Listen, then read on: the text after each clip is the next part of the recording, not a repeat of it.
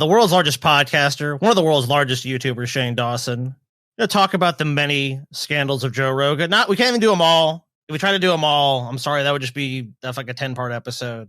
And of course, can I get the true nature of Shane Dawson? I've kind of heard these stories secondhand, so I've always kind of been interested in them. So I think we need to deep fat fry them, which is what we're about to do right now on Deep Fat Fried.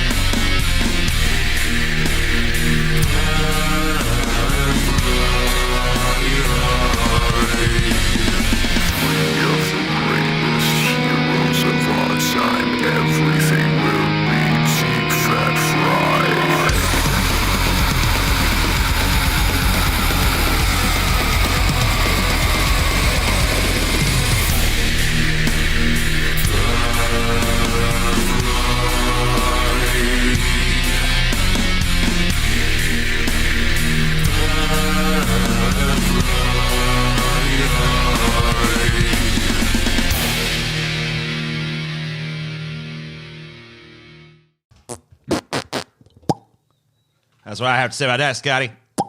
Well, I always hear this shit secondhand. Like, I kind of realize that about myself, like with a lot of these stories. It's like, I hear like, oh, this guy did some shit, and then this shit happened, and then people are mad. And I'm like, all right.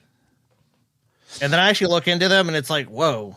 Sometimes there's like, with this Joe Rogan shit, you know, obviously it's a sore subject on YouTube. It deals with COVID misinformation. So obviously we have to keep that in mind when we talk about that, because obviously we've gotten in trouble. Yeah, a very touchy subject on YouTube. And it's got to be very clear with the context in which some of the stuff is discussed. If we discuss, we got ourselves a little spanking because we were naughty, which we just created. Which we just got out of. Spread misinformation? I don't think we did. I mean, we said this, and it was this thing was clearly in like a context of misinformation. Oh my god, so bad. Like, but it was sarcasm. No sarcasm allowed. No jokes allowed. It's like, all right. Well, you can do a joke, but you have to like tell them emphatically it's a joke over and over again. It's a joke. It's a joke. It's a joke. It's a joke. Everything that we say is a joke. We might also have the the tag you put on like Reddit and other sites, like /sarcasm s. Like, I mean, that's what you have to do at this point. And when you do that, labeling sarcasm defeats the fucking purpose of sarcasm, bro. Or satire, really. Because if you have to fucking spell it out, then it's like it loses like any of its punch. Like, imagine if like every time, like back in the 90s when sarcasm was like the go-to humor and shit. But like, imagine if every time, like, I don't know, Janine Garofalo or something said some fucking sarcastic, snarky remark. She was like, by the way, I'm being sarcastic. I actually don't feel that way. You know, it's like that kind of like deflates the whole fucking thing. But unfortunately, too many people are too stupid to get sarcasm. I don't understand how, because, you know, usually it's pretty obvious, I feel like. But I guess for some people it's not, and they felt left out, so now you got to label sarcasm, because otherwise you know. This is sarcasm. Okay, I understand, and I see what you're saying, and I'm not mad now. The literalistic fucking people out there that can't fucking detect it, have broken sarcasm detectors, have, like, made you, whatever. I guess that's neither here nor there or whatever, but oof. So this is like your SEO episode, basically. It's like, here's two extremely large popular names that everyone likes to talk about. Salacious. Oh, I'm sorry. What was I saying? I'm sorry. Salacious content. Come on. Bump, bump, bump, bump, bump, bump, bump, bump. Salacious crumb, dude. So SEO, thank you, SEO.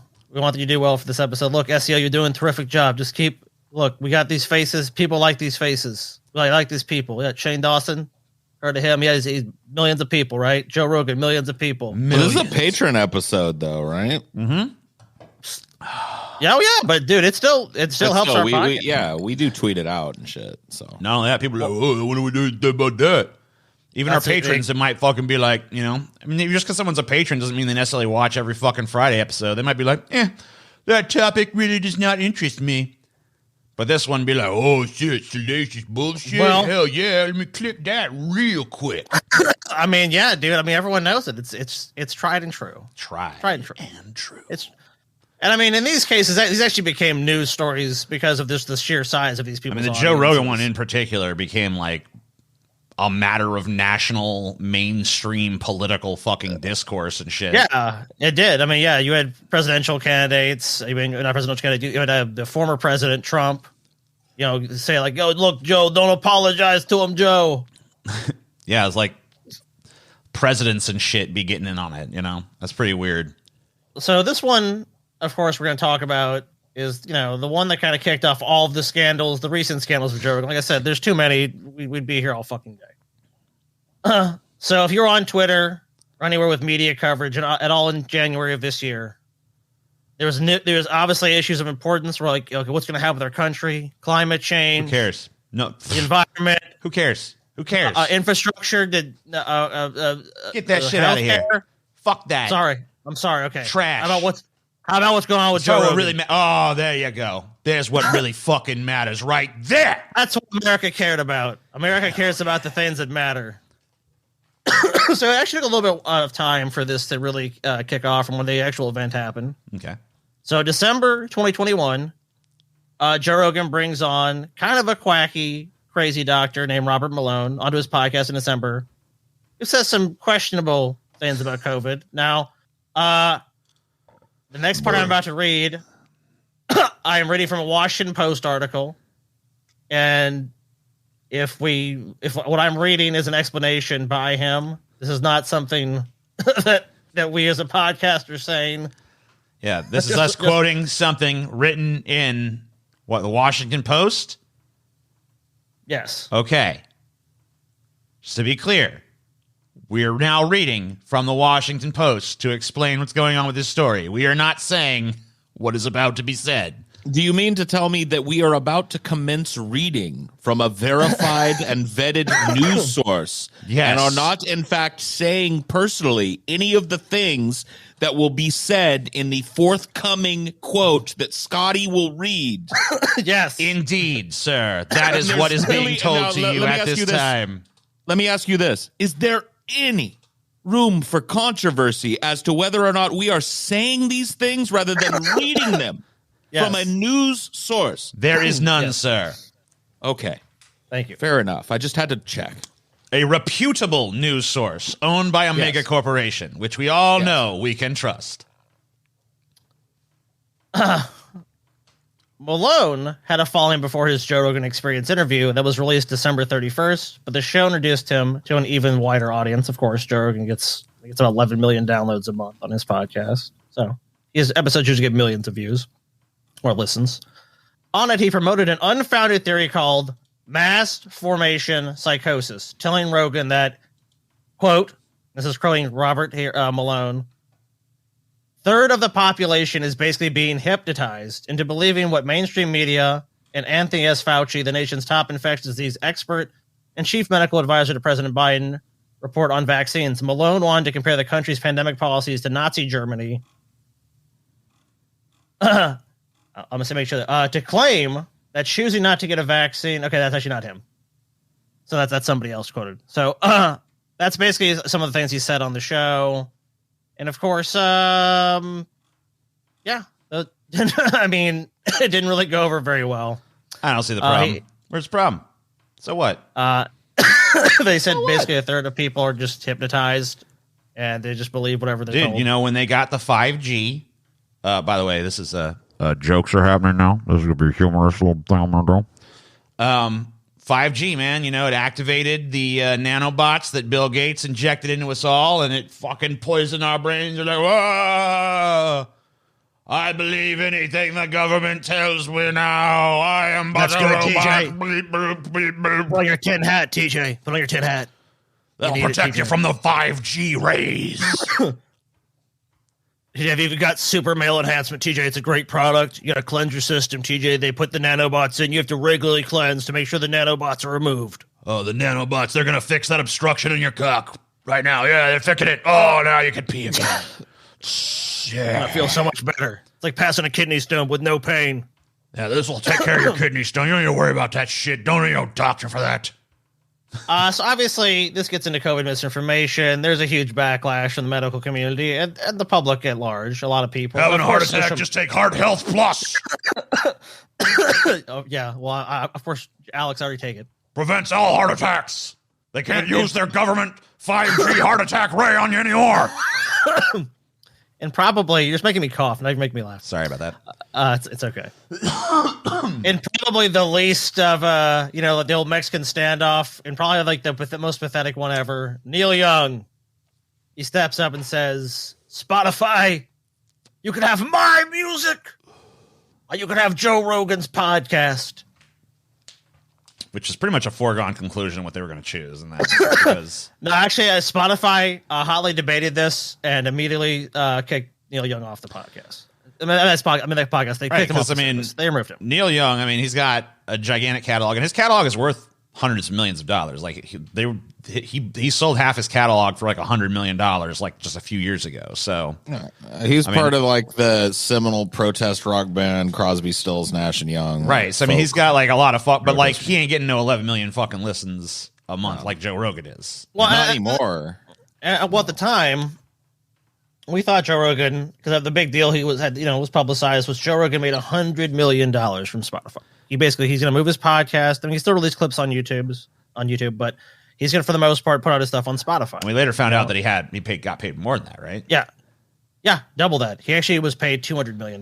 Right. So the Spotify is not turning their back on an investment like that. They're in for a penny, in for a pound at this point. So they're not going to be like, oh yeah, kick Joe Rogan off. It's like, no, they paid way too much to acquire that. Well, of course, the Twitter mob came. The social media mob came, and they went, Joe Rogan endorsed what? Joe Rogan said what? And, of course, they came for him. Didn't really turn out that well because, like we already said, he was paid $200 million. Neil Young, his shit's going to go. And you can bitch on Twitter all you want, but they made an investment of $200 million for this guy to bring attention to their service. Yeah. So even kicking him off, it's like they're still I guarantee you, whatever contract Joe Rogan signed, he's getting that $200 million. I love that in all of this controversy, the worst thing that happens to Joe Rogan is that he walks away with like a $200 million retirement fund to just, like the worst thing that could be happened is like Spotify bow to the fucking public pressure to ban him or whatever, and they let him go. Look, Joe, we have to buy your contract here. So, and usually if there's like a termination clause in a contract like that for someone like him, they're not going to be able to just buy him out for the amount that they paid him already. They're gonna have to buy him out for something like higher amount. So and then he probably would have financially benefited even more from getting kicked off the platform. Crazily enough. Oh, he would have. Oh, dude. Plus, he would have gone to another platform. Yeah, there would have been an immediate, and then his gigantic audience would have followed him there because someone else would have been like, "We'll take that. Fuck you." Not only would he immediately be offered another lucrative deal, but he would take probably most of, if not all of, the winnings from the original deal at the end after legal fees and shit. So he ain't sweating it. If you were Spotify, there's no fucking way in hell that you would ever fucking drop Joe Rogan. Like, well, that's just so rare too for a personality to have a major player in the entertainment industry over a barrel. You know what I mean? Like, that's very rare for a company to go that far out on a limb. Spotify, and let's remember, this is like Spotify's first foray into securing exclusive content to their platform. That's like a big draw. And they wanted to get the biggest podcast in the world. Like, this was their opening move in the chess game of like, we're going to dominate this space. And it was like this big grandiose, like, we're getting Joe Rogan, one of the biggest YouTube channels, one of the biggest podcasts ever, to do a Spotify exclusive deal. And, if you want to see him, you got to join Spotify. And that fucking probably had a huge membership boon. And, when you got a guy that has a gigantic fan base that he's bringing into this platform, You know, then of course more people come to that platform being like, oh wow, there's an audience here. And you know, I mean, like, it's just like, it was a wise business decision. Now, I don't know if it was worth 200 million to them, but maybe it will be and maybe it won't be. That's any scandal. But there's no fucking way they're going to fold their hand. There's no way they're going to fucking be like, oh yeah, our opening move for our like entire company, we're just going to fucking subvert that because like some people on Twitter are mad at us. Like, they don't care about that.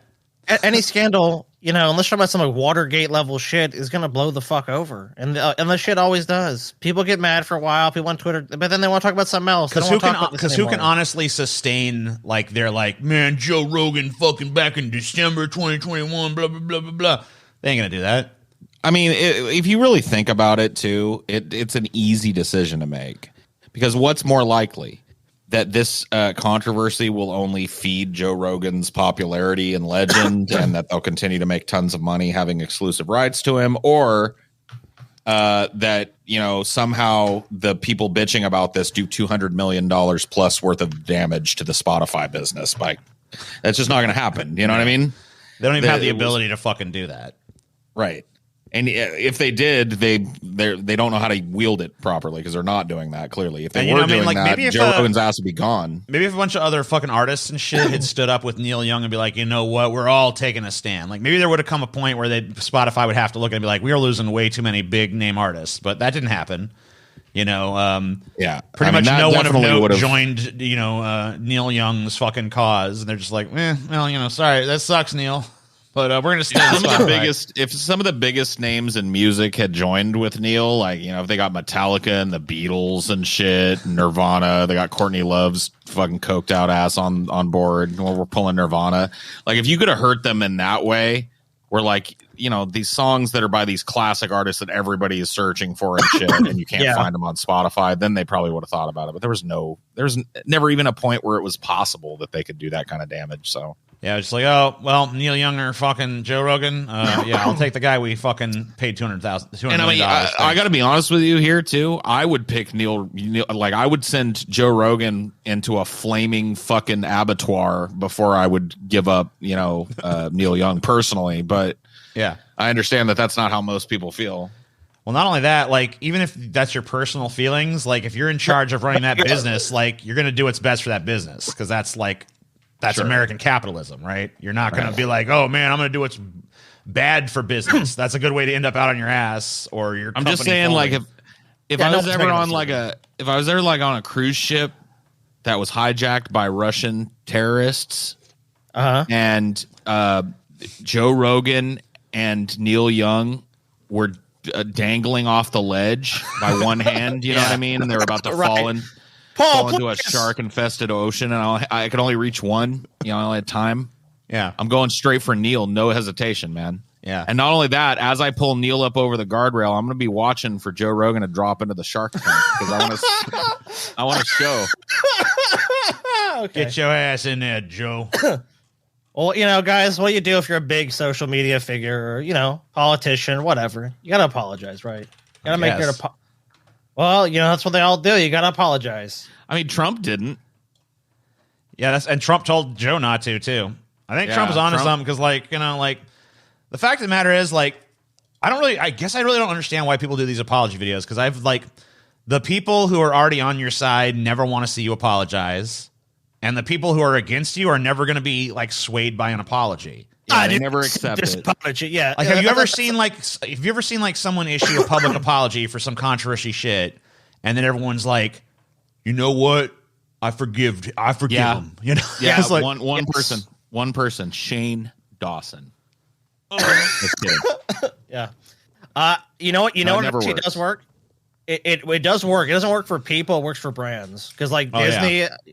I've seen Disney get into some shit, and then they go like, "We apologize, and we'll take this action." And that's because there's no real like person to pin. It was them.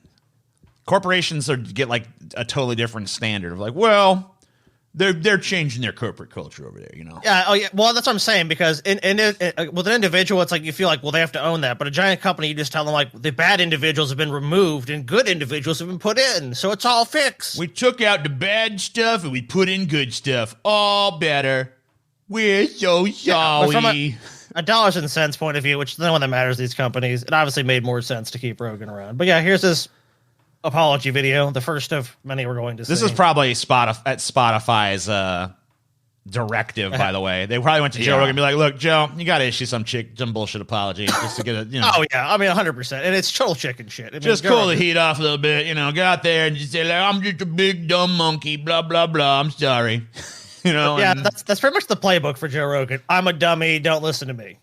Yeah, well, I mean that's who else is using that cover lately too. By the way, is Russell Brand, because Russell Brand is doing this same kind of grift now.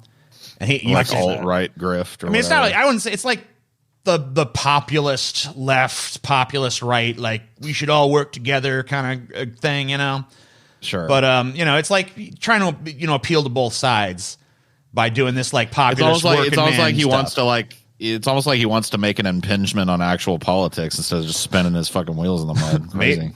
No, I don't think so. I think this country will not be dragged first into change. You're gonna have to fucking deal with the rednecks too. Oh yeah, I mean that might be true as it is.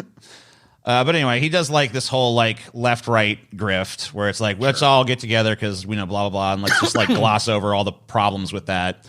But anyway, he has the same kind of like, well, I'm just having a conversation. And, I want you guys to also contribute to the conversation down below in the comments. Like, oh, yeah, that's not just a trick to drive engagement. You really care about the conversation. Getting on camera and ranting is not a fucking conversation, bro. It's not. Nowadays it is. Well, yeah, I guess it depends on your definition. But anyway, I guess we're not doing a Russell Brand episode, so I'll shut up about him. But no, that's fine. Maybe a future episode. I hate these apology videos, man. I've seen these public officials and celebrity apology videos. They're always mega cringe because I'm telling you what, if you have any history at all of dealing with people and actually reading people's facial expressions and looking for real sincerity in a person's statement and shit, you can just see that it lacks in every one of these, dude. Because they're not really, who the fuck is really sorry for some shit they fucking said on a podcast like a month ago? Right. No one. They don't give a fuck. Like, oh man, I've really disowned the point of view of a month ago so hard, you guys. I've learned so much since then, blah, blah, blah. I wanted to make this video, first of all, because I think there's a lot of people that have a distorted perception of what I do, maybe based on sound bites or based on headlines of articles that are disparaging. The podcast has been... I love how it looks like Joe is standing in a neighborhood until you realize that everything around him is probably just part of the Rogan compound or whatever the fuck. Rogan estate.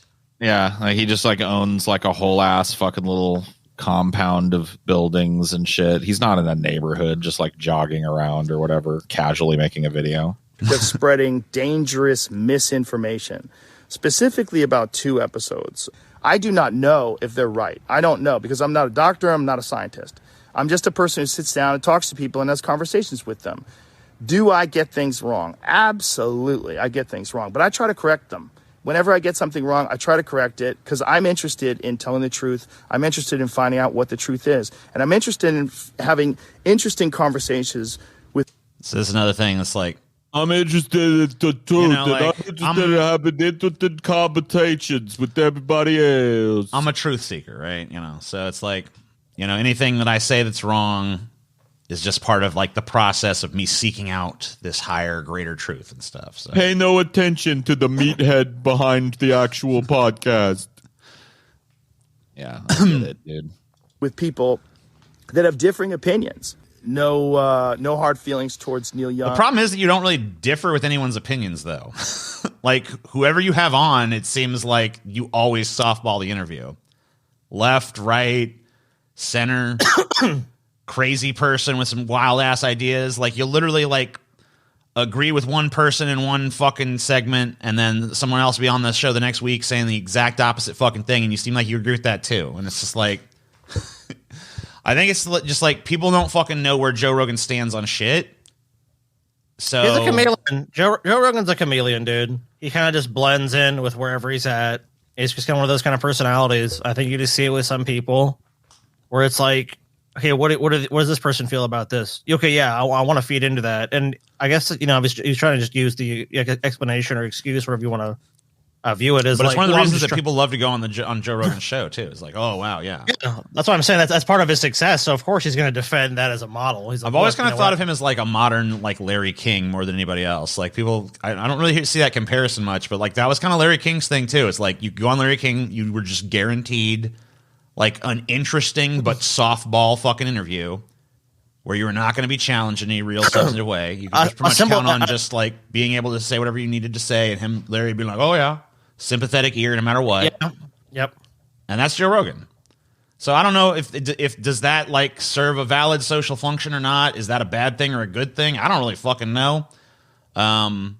I don't really think it's up to Joe Rogan to worry about whether or not he serves a valid social function. He's right. I mean, he's entertainer. just out there fucking doing what he does. But like, you know, the rest of, I mean, obviously this is like an issue being put forth to like society at large. Like, how do you feel about this? But really, like, Spotify is going to do what it does. I mean, as long as this guy is getting those views, I mean, like, he's drawing in that attention, they're not going to fucking, they're going to back his play. And ultimately, if the fucking government and powers that be were doing a good enough job at telling people the truth about this shit, it wouldn't matter if dumbass fucking meathead Joe Rogan was fucking slurping ivermectin and pushing I mean, like, would it really? I mean, like, you know, if there was any, if people had any like trust in like the actual institutions of like government and media, then this really wouldn't be an issue. But the problem is that like no one trusts those institutions because those institutions have so fucking roundly and totally abused public trust that, you know, people are gonna go to fucking alternative sources like this. Well, they view the mainstream media as corrupt. They view most of these sources of major source of information as just totally full of shit. So of course, there's, I mean, yeah, that's what I'm saying. But yeah, that's kind of the appeal on the left and the right of someone like Trump or any sort of populist figure. It's like, look, I'm going to tell you the fucking truth. Well, I've been watching a lot of Russell Brand lately, so that's kind of where my mind keeps going with it. But and he's been having like a very similar sort of Rogan arc lately, where, you know, the mainstream media is starting to take notice of like the stuff he's doing on his channel. But, you know, he was covering a story the other day about the media. You know, they were attacking him, and he's like, well, you know, this paper that's attacking me right now, 50% owned by the Saudi government, you know. So how can they claim they claim to be the independent, but yeah, I mean, they're controlled partially by Saudi royalty. You know, it's the a PR move. Fucking giant, you know, human rights violations and shit. It's like, yeah, I mean, like, breaking down trust in conventional media is not only easy but kind of justifiable, and a really fucking easy way to deflect from any sort of criticism. I mean, yeah, I mean, obviously, because of the fact that you just can turn to that and say, look, you know, they lied to you. Everyone knows they lie. But, you know, like, the problem is, just because the mainstream media is lying to you doesn't mean that someone like Joe Rogan or Alex Jones or Russell Brand or whoever the fuck is also going to lie to you. That doesn't make them a bastion of fucking truth, you know? Like, just saying, the mainstream media sucks, therefore this alternative media is correct. Not necessarily. I think with a dude ascends to the level of Joe Rogan, you have to even question him more, dude. He's probably richer than anybody in News Corp or whatever the fuck. Maybe like you know, the fucking head of it, Roger Ailes or whatever. Maybe he's like a little richer than Joe Rogan, but Joe Rogan is fucking at least as wealthy as most of the fucking people that own these big corporations or run them. Mm-hmm. So, like, why would you trust him any more than you trust these other sold out fucking pricks? You think he doesn't have the same fucking pressures on him? You don't think that he has the same considerations now that he's a multinational media figure? And yeah, I mean, like, think about the people he has connections to and fucking pal around with and stuff. Joe Rogan's in the top strata of society. Right. Anyone that thinks of any other way is kidding themselves. I mean, he's got the numbers of a bunch of important people. He knows a bunch of billionaires. He wants to go have some experience. He's going to have that experience. Not a lot of people have Elon Musk's phone number. You know what I mean? He can just like call up Elon Musk anytime. He knows all these luminaries and shit. He's got a lot of big dick swagger. There's not a lot you can do about it. Hey, Elon, what's up? And definitely no hard feelings towards Joni Mitchell. I love her too. I love her music. Chucky's in Love is a great song. I don't know what else I can do. I mean, I feel like you'd be kind of justified at this point in like having something against those people. I get that maybe you don't want to just like compound the drama, but like, I don't know, if like Neil Young was like trying to get me kicked off my platform, I'm pretty sure I'd be like, fuck Neil Young. So, like, regardless of like anything else or like who's in the right, who's in the wrong, I'd be fucking pissed about it. Yeah. I don't have a problem with differently. demagogues and shit, really, honestly, at the end of the day. I really think it's on the individual to decide who they listen to and how they process information. Like, if you're easily swayed by a dumb fuck meathead like Joe Rogan, maybe you need to examine the source of your actual problems. I feel like people aren't even really swayed by him. I feel like most demagogues are more like panderers than they are like I don't think they so much like form people's opinions. I think they more just like feed people back what they want to hear. Yeah. They give them that validation. And it's like about like, oh, I'm validated because, you know, Joe Rogan said this or that. And, you know, because Joe Rogan talks out of both sides of his mouth, you know, you can pretty much find validation for any point of view. It's kind of very Trumpian, actually, because Trump did that too. Now he's kind of had to. I wonder why Trump never did the Rogan show, dude. I think maybe, I don't know. Maybe because Trump fucking kind of. I was going to say because he kind of falls apart over like a long duration, but like he doesn't really seem to care. I mean, even Bernie didn't do a super long Joe Rogan. I mean, Trump could go on there for a fucking hour. You know what I mean? He could easily do that shit. That's true. He might the next time. I mean, he talked about him, so that'll be Rogan's next big episode, I guess. It's just odd to me that it never happened, even after the election and shit, because they were always playing footsie so hard and shit. So, I don't know. Anyway. Other than maybe try harder to get people with differing opinions on right afterwards. I do think that that's important. And do my... This just seems... He seems just bored giving this. He's just like, okay, so, yeah, controversies happened, and, you know... He is bored. You know why? I take all this very seriously, and, you know, I mean, it's real fucking sucks that, you know, all this stuff happened, and, but, hey, you know... he's got a massage and a fucking blowjob waiting for him. Of course he's bored. Like, he just had this is just a tick off a box, like you said, with Spotify. They probably said, look, you got to release a little something saying like, hey, you know, I take responsibility, and sometimes I just do this, and I'm a big dumb guy, and I just, you know, I'm just looking for I've the got to truth. have people on. I've got to have different people on, which I'd already have on anyways. I've got to have different people. You know, try to bring all points of view to the forefront. That's what we do here at Joe Rogan Show. Anyway, my blowjob is waiting, and yeah, I'm going to do some... Sorry about that again, guys. Sorry. Do a couple lines of coke, get my dick sucked, and yeah, it's going to be fucking cool. So see you later, everybody. Have fun arguing about me on Twitter. Bye. It's like, okay. Gotcha. Best to make sure that I've researched these topics, the controversial ones in particular, and have all the pertinent facts at hand before I discuss them. Again, I'm not trying to promote misinformation. I'm not trying to be controversial. I've never tried to do anything with this podcast other than just talk to people and have interesting conversations. Wow. How innocent. How free of fucking any sort of like, you know. I just want to talk to people. I mean, come on, Joe. I have no agenda. You know, basically, look, I'm like, I got no agenda here. There's nothing going on. I'm just like having conversations, man. Yeah, I just show up, talking to people. Yeah, he just shows up, talks to some cool people, and leaves. I mean, that's silly. Political blank slate Joe Rogan. I just don't even really have any personal opinions, nor would they, if I did, seep into any of my interviewing styles or choices for guests. Nope. No fucking way. It's just I'm a completely apolitical being who just revels in talking about political controversy. Like, okay, buddy. So I get it, and like honestly, I don't think that Joe Rogan is like some dude that's trying to fucking like, I don't know. I don't think I don't think there's anything. I don't think there's nefariousness to it, but I also don't think he's like this blank slate that he presents himself as. No, I agree. You know, I mean, I think there's like an agenda there, and you know, I mean, you should probably be forward with it. But I think he's sincere in his stupid, ignorant beliefs. You know what I mean? You gotta give him that. Sure. There you go. And here's another apology, right, Scott? Jesus. This is a more serious. You can tell this is a more serious apology, right? This is like, all right. He's like a head floating in the void. So this is a racism one. Yeah, you gotta do. So you know, Rogan was starting that COVID controversy. He's starting to see that in the rearview mirror. Oh, okay. But people on Twitter are just not satisfied. They're like, no, we got to take Rogan down. This one didn't work. How about this one, The first episode, my first appearance on the Joe Rogan show got taken down because he says the N-word in the episode. Yeah. So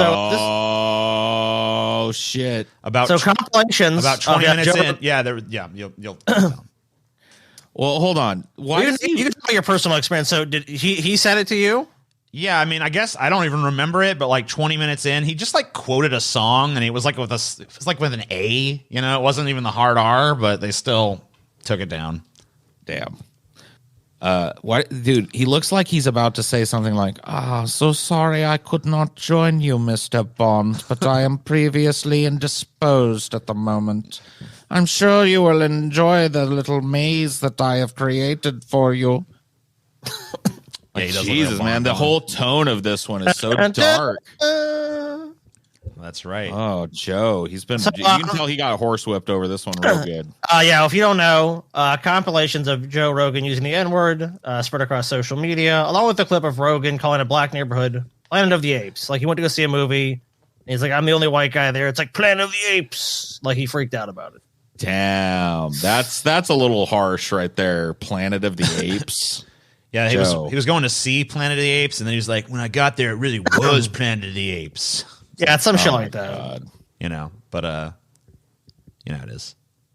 So he did a racism bad boy. Sounds like he's done a bunch. Hello, friends. I'm making this video to talk about the most regretful and shameful thing that I've ever had to talk about publicly. Oh, there's a video that's out. Yeah, this is whole ass different Joe Rogan here, man. Dude, this is like, oh fuck. The code misinformation was like, "Yeah, I'm apologizing." Blah, blah. This is like, "Oh shit, get my nice Henley, get my chain, put me in front of my bookcase and stuff." It went from like, "Bro, look, I'm sorry I fucked up," to like, "Okay, guys, I know I fucked up. I know I've done bad." I mean, he even says that. I, as Joe Rogan, have made regrettable decisions in the past about the sort of language that I have used in various contexts. Blah, blah, blah, blah, blah, blah, blah, blah, blah. That's a compilation of me saying the N-word. It's a video that's made of clips taken out of context of me of 12 years of conversations on my podcast, and it's all smushed together, and it looks fucking horrible, even to me. Now, I know that to most people, there's no context where a white person is ever allowed to say that word, never mind publicly on a podcast. And I agree with that now. I haven't said it in years, but for a long time, when I would bring that word up, like if it would come up in conversation, instead of saying the N-word, I would just say the word. I thought as long as it was in context, people would understand what I was doing. I was also talking about how there's not another word. How dare you? My position, now correct, was always my position. You misunderstood my position. Also, how dare you believe that I can use this word in context? I did not realize yet that it was a magical word that harms you when you speak it. I didn't even really know that it was a bad thing to compare black people to apes until recently, and I really look back on that and regret that as well. I have to say, like, if you watch that video, like, of him telling that full story, like, it really doesn't come across as, like, malicious at all, but it is kind of racist. It's just too stupid for fucking to. It really is believe. kind of dumb, but, like, you know. Of course. Yeah, I mean, it doesn't, I'm not going to say it's, like, but if, like, he's not, like, "Oh, man, it was like Planet of the Apes in there or something. You wouldn't believe these fucking people, man." It wasn't like that kind of conversation. He was just trying to make some kind of comparison between the character in the movie being in a world of people he doesn't understand, like an alien world, and him being a white guy in a theater with a bunch of black people. It was kind of like that. And I mean, he pretty much realized, like, right after he used the language, like, whoa, that's okay, never mind. That's going to be misinterpreted or whatever. And he fucking kind of backed away from it then, like, no, that's not how I'm trying to use that. That was fucking poor choice of words. Yikes. So it's like, I mean, like, I don't know. It wasn't like some shit he said and was like, "Planet of the Apes," and stood proudly by or something. But well, I think that's what kind of helps Rogan's case as well. I mean, as being so valuable to these companies, but also just like, there's more of like, at least it's presented this way, or you believe it this way, as a naivete of like, oh shit. Oh my god, dude. I also really don't have a problem with people saying the N-word. I mean, I'm a white dude, so I guess it's not my issue to have or whatever, but I don't have a problem with it either. I just kind of like, I try and take cues from the community. It's not a word that I need to have in my vocabulary. I don't need to use it ever. Yeah. There are various substitutes that you can use and shit, and I take cues from the community. I find that the only time it's really like you would need to use it or have an occasion to use it is if you're like trying to discuss the word itself. But I mean, I do that. There are old videos of me on my channel where I'm rapping along to songs and dropping N-bombs and shit. You know what I mean? Yeah. There's a contextual difference in my mind between that and saying it with any kind of malicious intent towards a race of people. But what I've heard from actual black people is that context doesn't matter. Like hearing a white person slinging that word around casually is disconcerting, not to every black person, but to a lot of black people. And I'm not trying to turn off a whole fucking race of people. Yeah, I mean, especially over something that's like, I don't, if it's like, I'd rather you not use this word and just like, I feel very strongly about it. At a certain point, like, I'm just like, all right. I mean, because I don't give a fuck about using the word. Like, it doesn't mean enough to me to like alienate people over, you know what I mean? I feel the same way. It's like, but like if I'm really honest about my actual emotional state about it, like I don't see the big deal.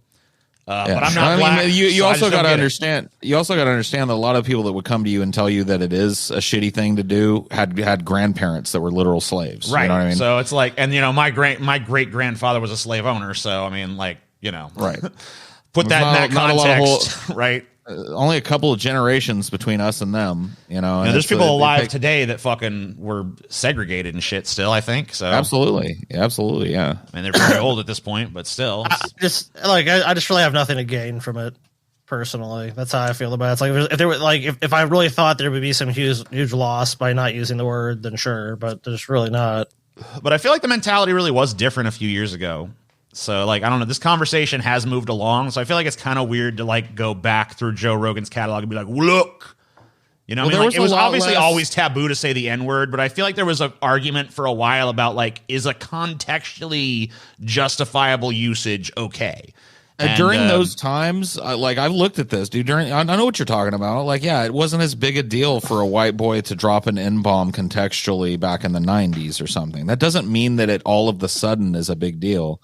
In my mind, what it means is that racially, when it comes to our consciousness of race, things have progressed. Yeah, a lot of shit has happened between the 90s and now. When I agree, and we've like evolved forward on the issue. Even the last few years, I mean, I'm pretty sure when we all did DP, that word was used. But like, if you're a public figure, though, like Joe Rogan is, you fucking doing that. You're on the side of the debate that ends up losing. I don't know that you can necessarily go back and like lord that over somebody, like, oh, look at all this times you did that. It's like, well, at the time it was a very different context and it was a very different social consciousness, dude.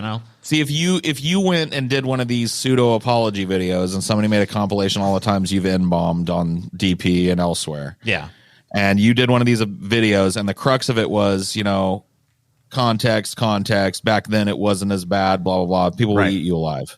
Oh yeah. We've seen it time enough, because I mean, like, but I would never apologize. I just be like, fuck you. I said what I said. You don't like it? Fuck off.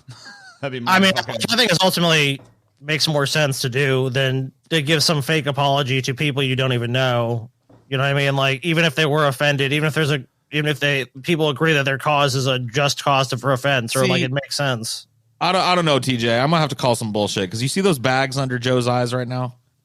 Those are, I've been on the phone for the last 12 hours with sponsors bags, bro. Yeah. And I make $200 million on this sponsorship deal plus the fucking contract, and I'm not going to lose it, over this. That's so true. I got to fucking apologize, so there's like, bro. All right, I got to come up with a real fucking good apology here. Dude, if that was dangling, I have a feel, and I'm not trying to impugn your honor, but you're probably right. I mean, like, I have no conception of those kind of stakes in my mind, because I've never fucking been faced with something like the stakes you face, TJ. And I almost pulled you as a joke for this episode, by the way, because I mean, TJ, you kind of apologize for something you did, but you also kind of famously didn't apologize for the other thing, which was kind of weird. People wanted you to apologize for that banana video to begin with, or that whole scandal. Yeah, why would I apologize for that? I don't know, but that you do remember that a lot of people thought you should apologize for that. Apologize for doing that. It's like, no, fuck you.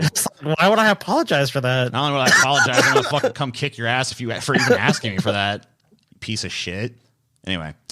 Like it in the entire English I mean, well, I just don't think Joe Rogan is racist. Like, I just don't buy the fucking narrative that he's racist. Maybe he's a little insensitive or stupid on the issue or something, but I'm not trying to say he is either, but here's what I think about it. And here's how like I can be as empathetic as possible. If like I try and think as hard as I can. If I were a person of African descent and there was a bunch of white people in the room just dropping casual N-bombs and shit, right, and I felt uncomfortable with it, how do I hope if I confronted them with it and said, hey guys, that kind of makes me uncomfortable using that word, how would I hope that they would respond to that? You probably hope they're like, oh man, sorry, we didn't know I'm that. real sorry, man. I didn't mean to offend you. I didn't know, I won't do it anymore, blah, blah, blah. That's probably what they would like. That's what most people want to hear. They don't want to get like white-splained to about why that word doesn't mean it when they say it and how it's different for them because they grew up with a black cousin and blah, blah, blah. What I mean? They don't want to hear whatever. Right. Just say sorry and move on and stop doing it. And that's how I try to be. But I feel like Joe Rogan's kind of like done that already, so I don't know. Now, maybe if he keeps dropping N-bombs, we can have a revisit of this. But language, because it's a word where only one group of people is allowed to use it, and they can use it in so many different ways. Talking about. That's antagonistic right there. This whole he probably didn't even mean it, but getting in the mindset, trying to get in that mindset, that to me would sound fucking antagonistic. If I was a person that was just like, hey man, your flippant use of this word, contextual or no, makes us pretty fucking uncomfortable. Could you stop it? I'm sorry about that. It's just one of them words. Only one group of people is allowed to use it. And, I'm confused. And blah, blah, blah, So yeah, there's like some. It's just like it's actually hotly contested in the black community, and people feel very differently within the black community. The black community is not a monolith on the use of that word, even amongst black people. Right. I mean, believe it or not, I've definitely fucking seen and known black people who are like, they don't even want other black people using that word because it's like that's an oppressive word to us. So it's not like there's just like this overarching rule. By the way, there's no actual rule that says you can't use that word. By the way, there's nothing like legally that's going to be done to you for using. Not at all. Yeah, of course you have freedom of speech. You could use that word as much as you wanted. Right. So there's no actual preventative. It's like this is about like social. This is about like extending like a modicum of social respect to someone else. Well, and a lot of these platforms too, like YouTube and Spotify, have in their policies in the TOS that you can't use this kind of language. Sure. You can't use they don't allow it. As a private companies, they don't allow that kind of even a contextual use really of those words. Sure. But there's a whole other argument you could have there about like the power those companies actually wield and stuff too, and like of course, but that's a whole other thing. Person says that word, it's racist and toxic, but a black person can use it and it could be a punchline. It could be a term of endearment. It could be lyrics to a rap song. It could be a positive affirmation. It's a very unusual word, but it's not my word to use. I'm well aware of that now. That's just not. And there's correct. Another clip. Any word is anybody's word to use. There's no black magic words that you just are not allowed to utter. That's not the point.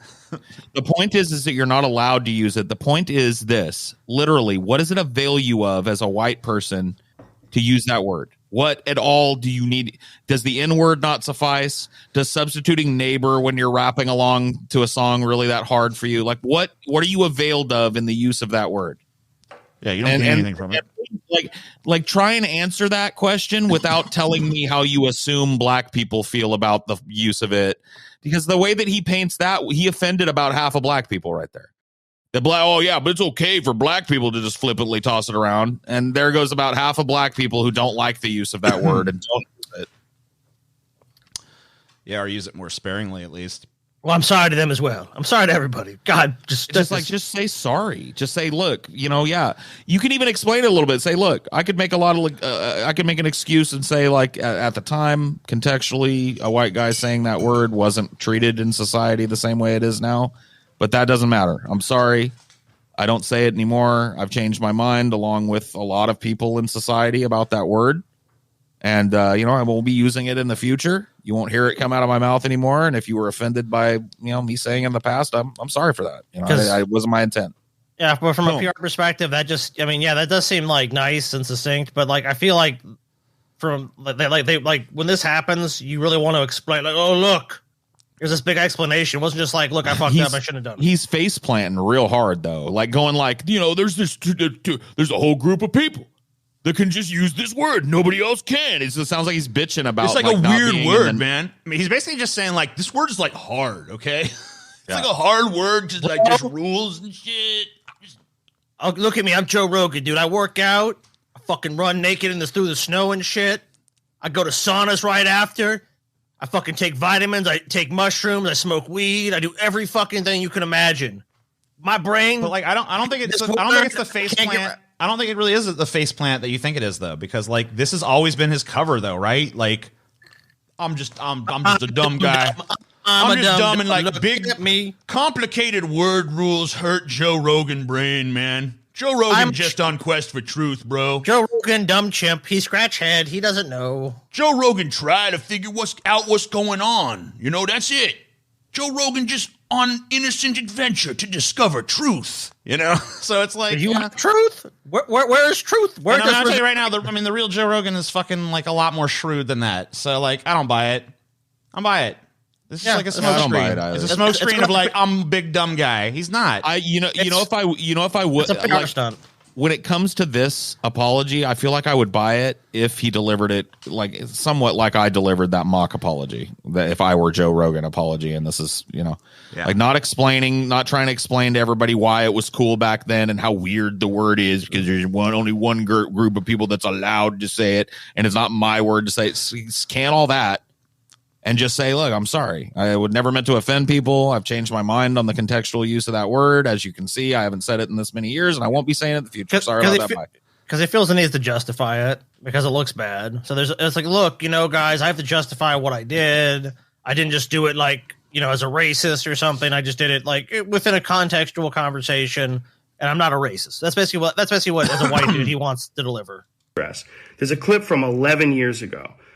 I was telling a story on the podcast about how me and my friend Tommy and his girlfriend, we got really high. We were in Philadelphia, and we went to go see Planet of the Apes.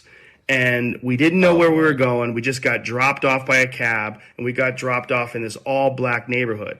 And I was trying to make the story entertaining, and I said we got out, and it was like we were in Africa. It's like we were in Planet of the Apes. I did not, nor would I ever say that black people are apes, but it sure fucking sounded like that.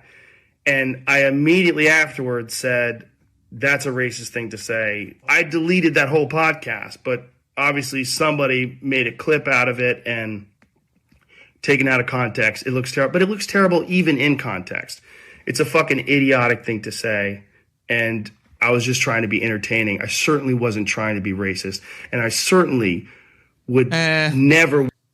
Because those two, like one of the complications of that time period that TJ and I were kind of talking about earlier, like the 90s and the 80s and shit, one of the complications of that is that it used to be probably like kind of early 2000s or right, but still, that's what I'm saying. That it wasn't over then. You know, he's talking about 12 years ago, so it's like 2005, 2006.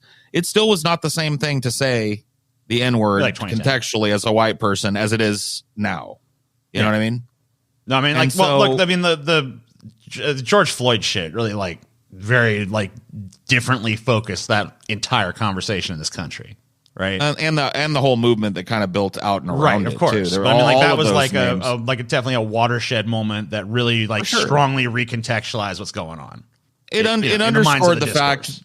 It underscored the fact that that wasn't part of history yet. That word was still flung in anger at a lot of black people by a lot of fucking racist white people, and.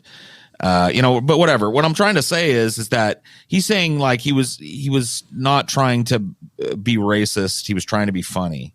Right. For a long time in the 80s and 90s, that was the funny. Sure. Saying something that's crazy, out off the wall, kind of spitballing a racism. Oops, I did a racism kind of yuck humor. You'll find it all throughout white comics in the 80s and the 90s, probably in the 70s too, if you go back far enough. You know what I mean? There's racial humor, like, and I can almost guarantee you, like that's the place it came from, right? And it came from that place because I can almost guarantee you, if you could go back and look at some of those untaped early Joe Rogan stand-up shits, He probably did a lot of racial humor. Everybody was doing it back in the 90s. I'm not even kidding you, dude. It was a very common thing for stand-up comics, regardless of their race, but even white comics, to have a whole racial humor spot. And the whole idea of it was like, how hard can I ride the line of being racist without actually what can I get away racist? without being like, oh shit, am I at a Klan meeting?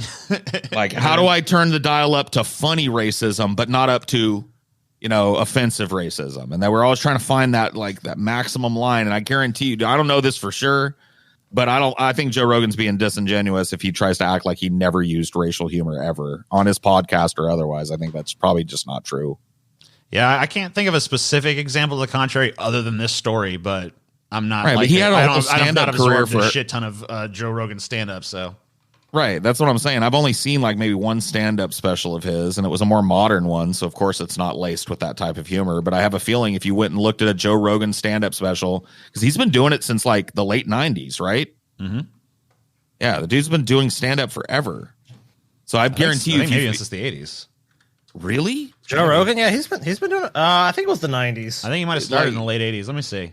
He I thought he started in the late '90s, but I might be wrong about that. He did color commentary for UFC. He did was it Talk News Radio? He did like that a TV stupid show. He entered the entertainment business in '88.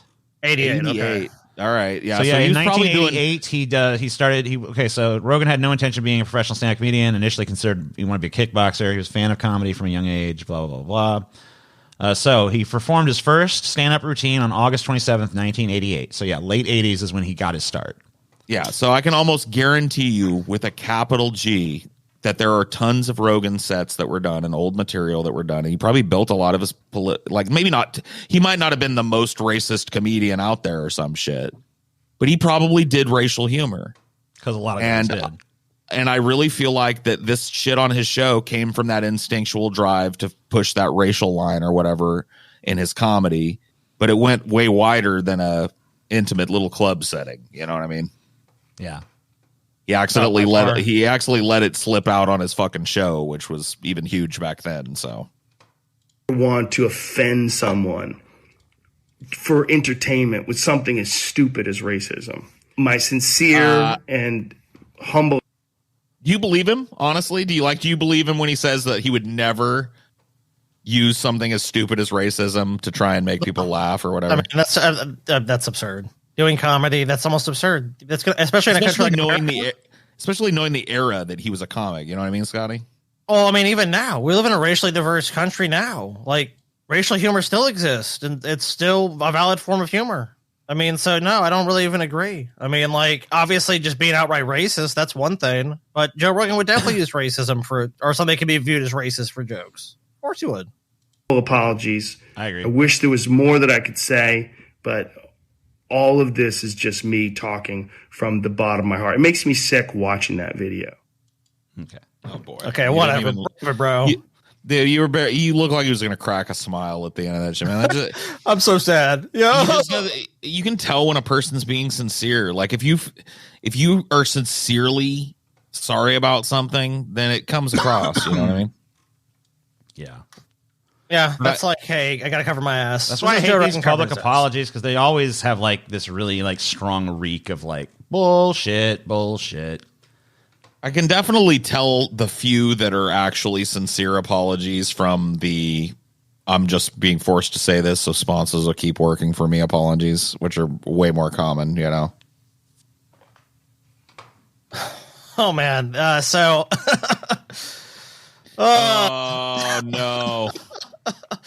Dude.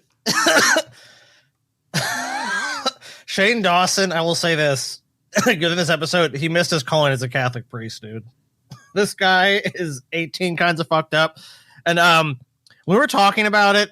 Like, I remember we talked about like that's like onion nuggets. We're like, well, this guy's done. Or maybe it was a flash fried. Oh, Shane Dawson, he's back. He's uploading shit again. Oh, he's doing great. He's doing fantastic. He's doing fantastic. He took like a year break because of, you know, what I'm assuming we'll build towards. But yeah, I was never real like up to date on Shane Dawson. He was always around. He's been around for a long time, but I never watched his shit. I was just like, YouTuber. Yeah. I remember seeing him around and shit, but he's just not my, you know. Yeah, it's like that way super over the top kind of like comedy shit. Yeah, that lol so random kind of late millennial comedy, and I was definitely that ain't me. So, but yeah, no, I kind of like indulged in a video or two of this drama when it unfolded because people did some compilation. I'm sure we'll go over it tonight, but yeah, I had no clue how fucked up this kid was. Oh my god, dude! Which one?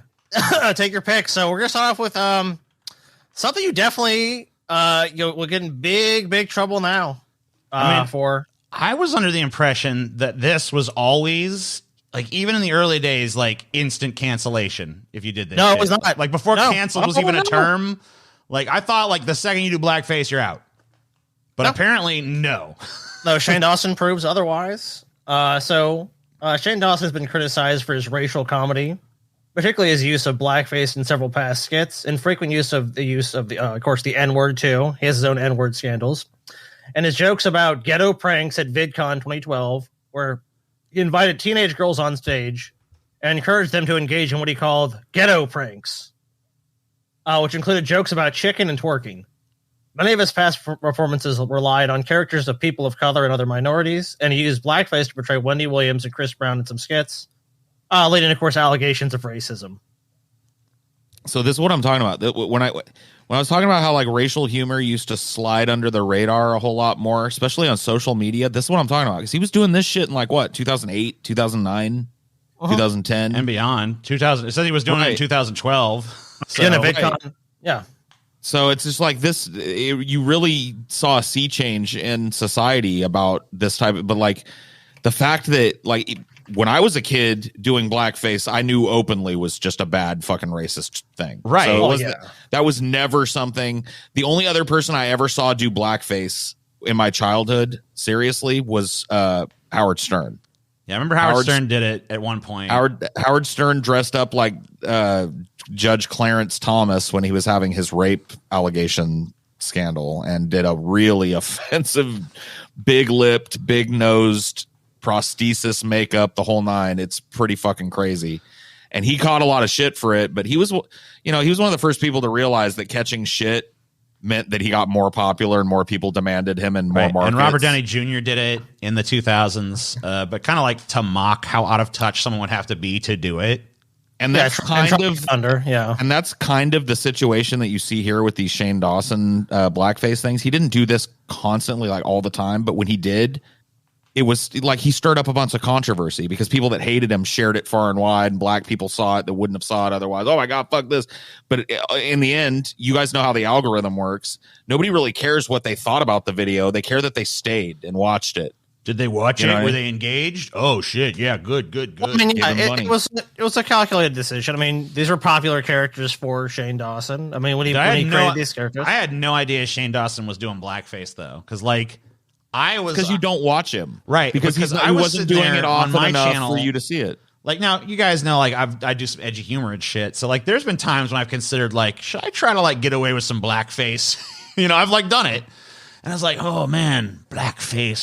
Should I do the blackface thing? Is there like some way I could contextualize it? Blah blah blah blah blah. Meanwhile, while I'm agonizing over this decision, which I never ultimately did it, by the way. Let me know. I know how you could do it. Cool. You could do it a skit, dude. Like at the beginning of a video, have like this like sad violin concerto music playing, and you slowly walking to your bathroom, and then like on the sink is it's a POV shot, like it's you, and on the sink is you can make up a blackface kit. You know what I mean? Like you bought one online, like perfect blackface every time or whatever, and you open it up and you look into the mirror and your eyes are just hollow and sad. And the violin concerto starts to peak, and you just start painting it on your face while crying. You know what I mean? Slowly slipping into a depression. Yeah, that's right, TJ. And then you look deep into your own eyes, like you're questioning what you're doing. Like, have I gone too far? Have I gone too far for the views? And then you pick up the red lipstick and start smearing it widely around your mouth. Give yourself a big watermelon smile. That's right. I don't know where you take it from there, but if you opened it up like that, You could get away with It's it. got to show the process of putting it on and being like very like, I can't believe I'm doing this. Yes. Hey, TJ, But meanwhile, but like I didn't know. Meanwhile, while I was agonizing over that shit, like, man, should I do it? Is there some way I can get away with it? Shane Dawson just brazenly like, look at me, guys, blackface. It's like, what the fuck, bro? He slid the fucking black makeup on his face and was all like, celebrate some views. Come on. TJ, you would have been like, dude, you'd have been Shane Dawson, TJ, if you had done this. Yeah. There's nothing with Shane Dawson. Obviously, we'll get into a little bit later, but bisexual. So TJ, you maybe in the Dark Mirror universe of this one, you're Shane Dawson. You got that 23. The problem is the reason I never could be is because he's conventionally attractive and I'm not. So that just destroys TJ, it right you there. down on yourself, TJ. Ugly, Scotty. I mean, I think I'll look good. But You're a good-looking guy. I'd fuck you up the ass, TJ. Thanks, Andy. Andy. No worries, bitch. You're so sweet. Yeah, sweet like sugar in your fucking mouth. Open wide, bitch. So we do have a video. This video is not bleeped in any way. This is Shane Dawson being racist. Speaking of people that have said the N-word a whole lot, hey, everybody. Yeah, fucking. If Andy Dick was important enough to be canceled, he'd be gone too. Yeah, poor Andy. You have to actually matter to be canceled. And and I hate to break it to you. You're not important enough. Oh, don't say that about Andy. He's our hero. I love Andy, but I mean, look, I'm his friend. He calls me spammy. He calls me like, he loves Andy. Fucking Andy Dick loves you, Scotty. And what do you do to him? Andy Dick, piece of shit. Look, it's a love-hate relationship, TJ. That's how sometimes these Don't be things mean go. to Andy. He's our fucking mascot, dude. I love to hate Andy, man. Oh, nigga, bitch, monkey woman, you're the best! Racist party!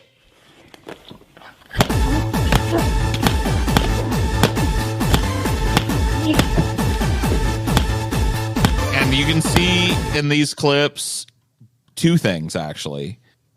Both, Shane Dawson using racist humor to boost his views, and the absolute essence of why I didn't watch Shane Dawson. Yeah, I was about to say, like, Distilled. I thought the second thing was going to be, like, the complete and utter absence of comedic talent, but... There's that, too. Yeah, that's wrapped up Wait in a the minute. why I didn't watch, yeah. I think you've hit the nail on the head. Oof. Yeah, I can see why he had to resort to these kind of gags. Racist party! It's like, You know what? what this is? Yeah. This is you know what this is, really, honestly? Bootleg Onision in the early days. Because Yeah. Onision was making this same shit, and I think he was more popular than Shane Dawson at the beginning. I think Yeah, I Shane think you're passed right. him up eventually, but dude, this is definitely like an Onision level, early Onision gag right here. Because I did watch Onision, because not only was he did this stupid fucking late millennial humor shit that's all fucking loud and also random, but he was so fucked up and sociopathic that I had to see what he did next. So I think Shane Dawson just fucked up and didn't let enough sociopath leak. You know what I mean? Yeah, get some more sociopath in it. Fuck you! Anyways, listen. I saw these videos of these Asian bitches trying to do makeup and trying to show people how to do makeup. And you know what? I ain't racist. I ain't trying to be racist. But all I'm saying is bitches should stick to what they know. And what they need to be doing is making videos about how to give good blowjobs and give good nails. That was kind of racist, wasn't it? I didn't mean it to be. Oops. Whatever. I already said it. Can't take it back. We're hanging out with black people. Yay! And half my family be on insulin, so you have yours be on insulin, right? How you gonna put my shit out there? I told you not to tell nobody about that. Because all black people have diabetes, right? This is gonna be the nastiest cum face thing ever. Almost as nasty as the black girl's hair on the back of the box. The word of the day is No, it isn't. nigga. Like, not to be overly racist, Yeah. as I always am, but you guys are both dressed very white today. Wow. I love how he was like, this is how, when you asked that question, TJ, how did he pull this off? This is how.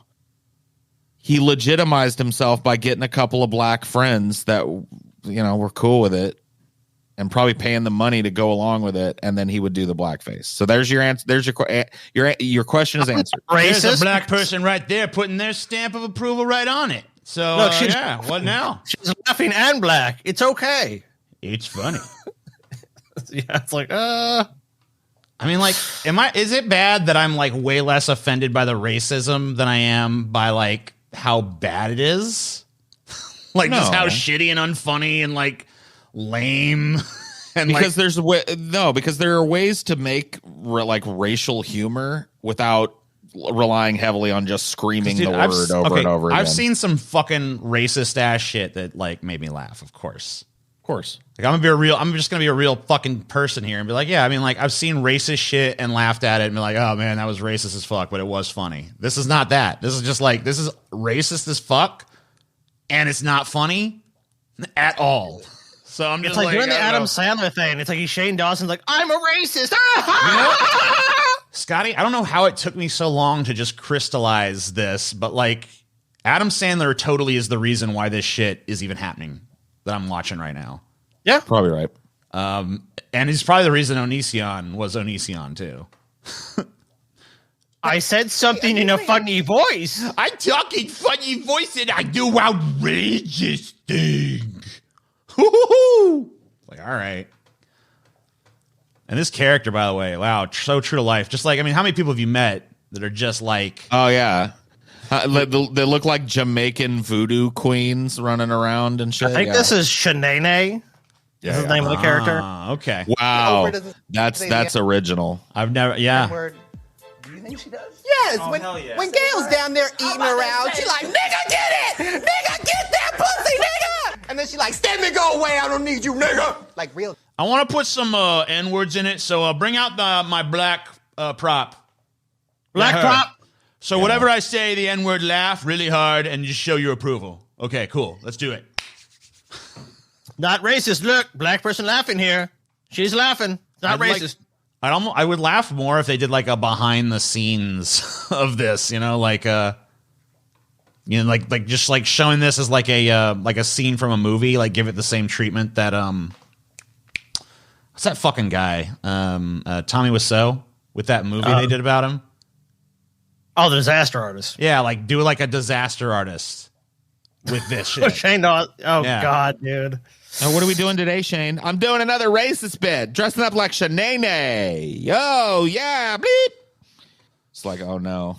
Bleep, bleep, bleep, bleep. Everybody on set was afraid on the days that he brought out Shanae because if we even pretended that it wasn't funny, we would just be fired on the spot. Get out. Anyone doesn't think I'm fucking hilarious, get out! Oh man, dude, can I tell you something right now? I am so fucking glad that this bitch boy haircut went away. Yeah. Oh, this like bangs that are like super ultra long and swooped over your forehead look only stuck around for like, I don't know, the early 2000s. I'm glad it went bye-bye, man. This was so stupid. The emo swoop. It's kind of like a bastardized like Beatles cut. Yeah. You know what I mean? But it's like, hey, I need the Beatles cut, but I need it to look like a lot worse. Can we do that? Like, I need the combination of a Beatles cut and the ability to have my hair fall in my eyes so I can look mysterious swooping it out of my eyes. I want to like half Beatle, half Karen. Can we get there? Oh, yes. Okay. Ready? 1, 2, 3. Okay, when we get in the meeting, can you just go in there and be like, hi, yes, my name is Shauna. And they'll be like, what's your channel? And be like, it's actually, hey, yo, nigga. Subscribe. Mm-hmm. Millie, can you... There we go. So he's dropped a few of the bombs. I mean, yeah, more than a few, really. Like, it was definitely part and parcel. They don't really seem like as contextually justifiable as the Rogan ones were, in my opinion. They're not. Yeah, they're not. I mean, there's no you can tell that it's just. Hey, you know that word that offends people and is shocking? I'm saying it. Whoa, can't believe you're getting away with. Oh my God, look at me saying it. Look at me saying it. I mean, honestly, who could blame him at this point? Because you really want to look at like why Shane Dawson was doing this. I think you have to look harder at like who was his audience, and his audience was probably at this point like a mirror of Onision's audience, which is like mostly 12-year-olds. And, you know, 13, 14-year-old girls. I like when he says bad things that make people mad. That's funny.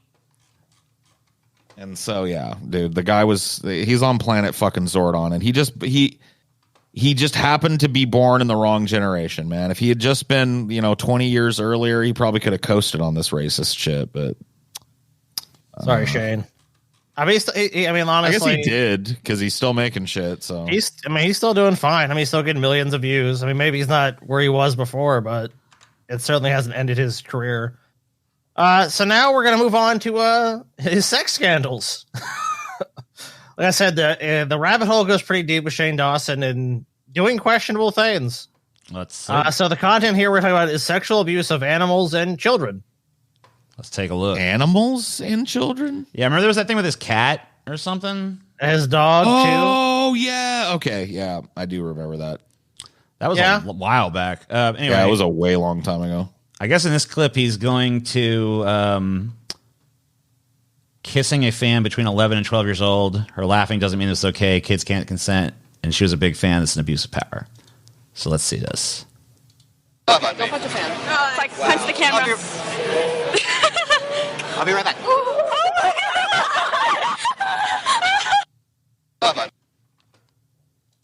Yeah, like when they do these things, there's like this weird thing, this like phenomenon that happens where like giant companies like Disney and shit.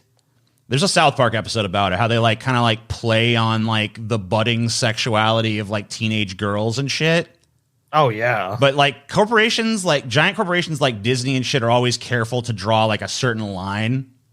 And like, going up and like kissing them and stuff like that is like pretty much like that line. That's right. where that line is. You let them like grab your shoe at the fucking concert or something by getting a little too close to the edge or something. Yeah, I know what you mean. Like, I mean, the Beatles were part of that. Sure. It's like a long-standing rock and roll tradition. For sure. But yeah, the Beatles didn't come out and say, "Hey, won't you blow me later?" They have actually.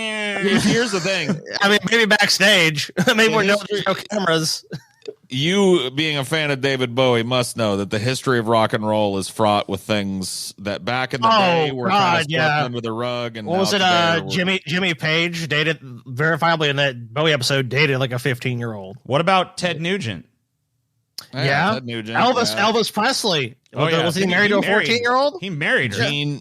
Gene, what's his name from Kiss? Gene Simmons. Gene Simmons from Kiss. In fact, I think all the Kiss guys, fucking just all like the bands. I honestly think if you went with a fine tooth comb through all those fucking bands in the 70s and the 60s and shit, especially when touring became a big thing. Yeah. Dude, there was a lot of impropriety going on and shit, but we live in a different fucking age now. People would have unanimously agreed back then that it was wrong, but nobody really it wasn't the big like social motivator that it is today. You just didn't have the ability to disseminate information the same way. So if you went to one town and did it, chances are no one knew what the fuck you did in the previous town or the previous place you were. Sure. You just went on down the fucking road and that was it. It was more like living in the moment kind of shit. So, I mean, you're probably right. If we could actually have a real record of what went down in those times and what we know did. Of course. A lot of times it's right there in the songs and shit. So it's like not like really like they were bragging about it and selling that like this is my lifestyle. This is what I do, So it wasn't like this like hidden dark secret or something. I mean, here it's not either. Like he's doing this like he's looking at a camera. There's right there. He knows what he's fucking. He knows he's being filmed. This I'm gonna do some shady shit behind closed doors. Well, and it goes on and on and on and on with him,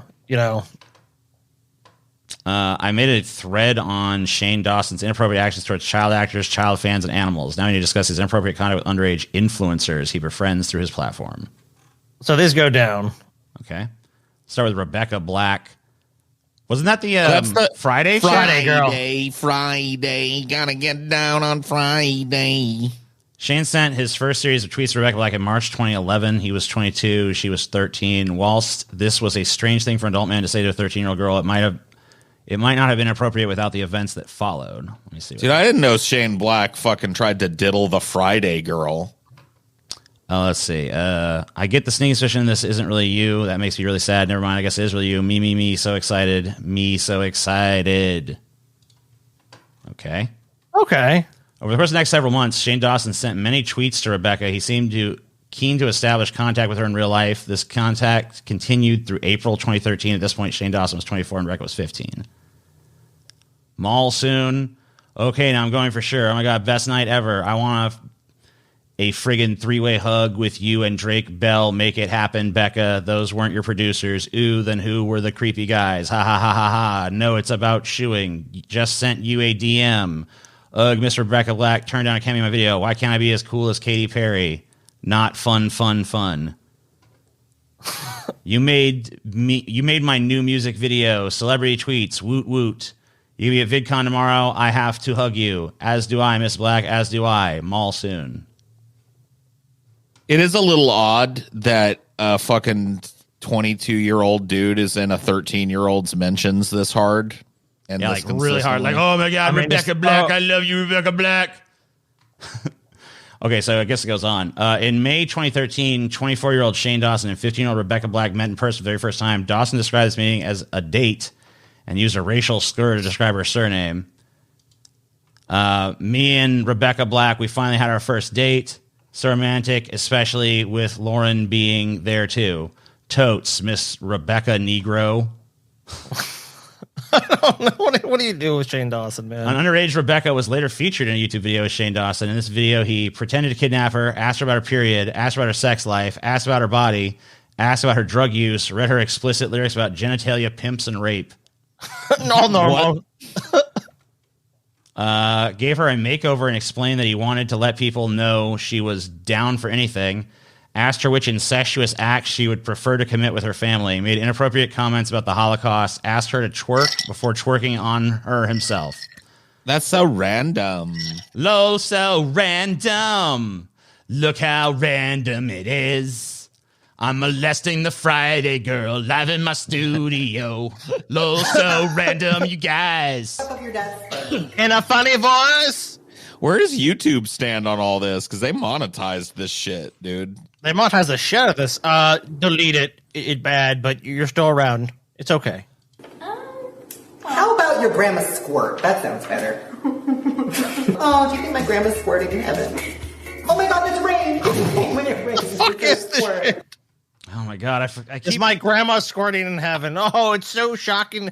This is like that. He keeps squirting with how unfunny he is. I'm just like, I don't even... Dude, all I can think of... Cut yourself on the edge, dude. Cut yourself on the fucking edge. Where's this little girl's parents at? Right. Like, are her parents not standing like off camera on set and shit and like ready to shut some weird shit like this down? She's like a rich 16-year-old girl in America whose parents literally like bought her a professionally made music video for her terrible song. So like, I'm pretty sure that they just like, whatever you asked for, Rebecca, nothing's too good for you. No rules, no boundaries, just do as you please. Here's money. Later, Dawson asked Rebecca why he hadn't been invited to her 16th birthday. That same year, 25-year-old Dawson convinced his 18-year-old friend Drew Monson to write about stalking 16-year-old Rebecca. This is years later. Yeah, it's gone on for a long time. Like the Friday meme is long over at this point, you know? Yeah, Rebecca, you're amazing. It barely lasted longer than a year, and he's been like in her mentions now for 3 years consistently. Yeah. She's still underage. I wasn't invited to your party. Feelings hurt, crushed, heart crumbled, and fell out my butt. I wonder why you weren't invited. Oh my God, the funniest thing I've read in a while. Miss Rebecca Black has a stalker, and he's amazing. Oh my God, not this guy again. Ha ha ha ha ha. He's actually working with me on a project. Don't be scared. He loves you, but no more than I love you. So he's just like doing weird trolly shit to like see, this is just like, it's so odd, man. 25-year-old Shane Dawson would go on to comment on 16-year-old Rebecca taking selfies, asking for nudes instead. He would continue to try to promote a ship name for their relationship and attempted to encourage his fans to ship him with a teenager almost a decade younger than him. I took this selfie while peeing. Ha ha ha. The next pic better be a nude. No. Oh, God, Shane. He just won't give up, dude. He won't give up. Whilst on the topic of Drew, Shane Dawson was 20 years old when he first started tweeting Drew, who he met, who was at the time 13. Obviously, we know that relationship developed into a very close friendship. Shane continued to reach out to Drew via social media, often inappropriately. I don't know who this Drew is. I don't know who she is either. I wonder if Miley has angel, devil, angel, love, Jesus, devil, fuck Justin, and then snort a line of coke. Do it. Oh, I don't even know. How about let's move on from Drew. How about Fred? Go up. Oh, Fred? Dude, he molested Fred. He wanted Fred, dude. You molested Fred? He wanted to molest Fred. This monster. He finger fucked Fred. It's Fred, Hey, dude. it's Fred! Ah! Lucas I know, Cruikshank dude. was 15 when Shane Dawson, then 20, first contacted via Twitter. Dawson had already posted several Fred is Dead sketches in which he pretended to kidnap and murder Cruikshank's child character.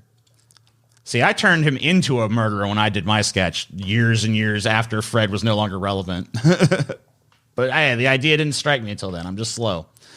Shane Dawson. Ha ha ha ha. I love how they were wiping up that girl's tears off the floor. LMFAO. Class. Ha ha. Classic. 80s. It's LA. In LA, it's 120. Oh my God, I forgot saying, fuck, I wanted to come see you. I think your fans would kill me. A hot topic worker today bitched me out for not buying your shirt. I told her I was too broke. She gave me the stink eye. Fried in other languages. Oh, dear God. Some kind of face. Ha, ha, ha, ha. You know, it's just like, I don't know. Constantly tweeting Big Cholo, whatever the fuck. Blah, blah.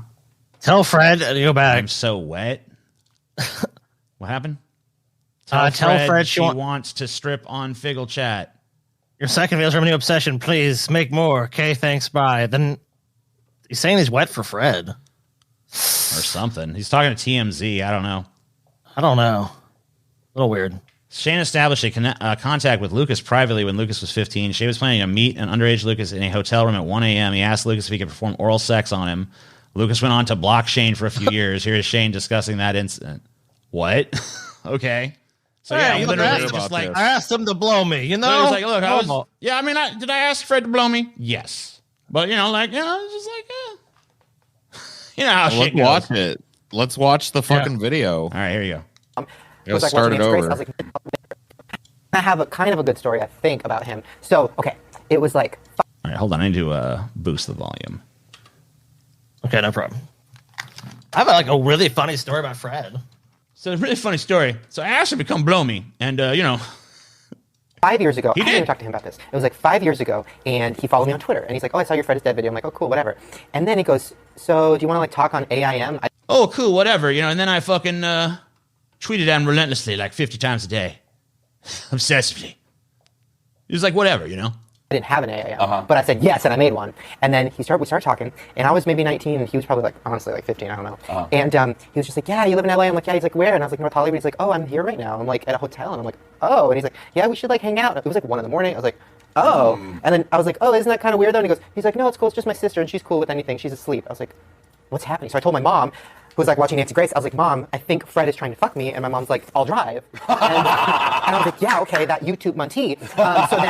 So then I was just setting up them hangout, and then I said something. I made a really, really gross joke about blowing him or something because I thought it was going there. Right. And then he blocked me, and blocked me on Twitter, and blocked me on everything. Wow. Deleted every tweet he had sent me, and I was just like, I went too far. We never talked about it, and then I met him 3 years later, and it was cool. And now it's this weird thing where we're friends, but I want to be like, were you trying to fuck me? Yeah. Also, were you trying to catch? I don't think he was. That's probably why he blocked you and all that other stuff happened. Yeah, hence him blocking you. I don't know. I want to ask him, were you trying to fuck me that night?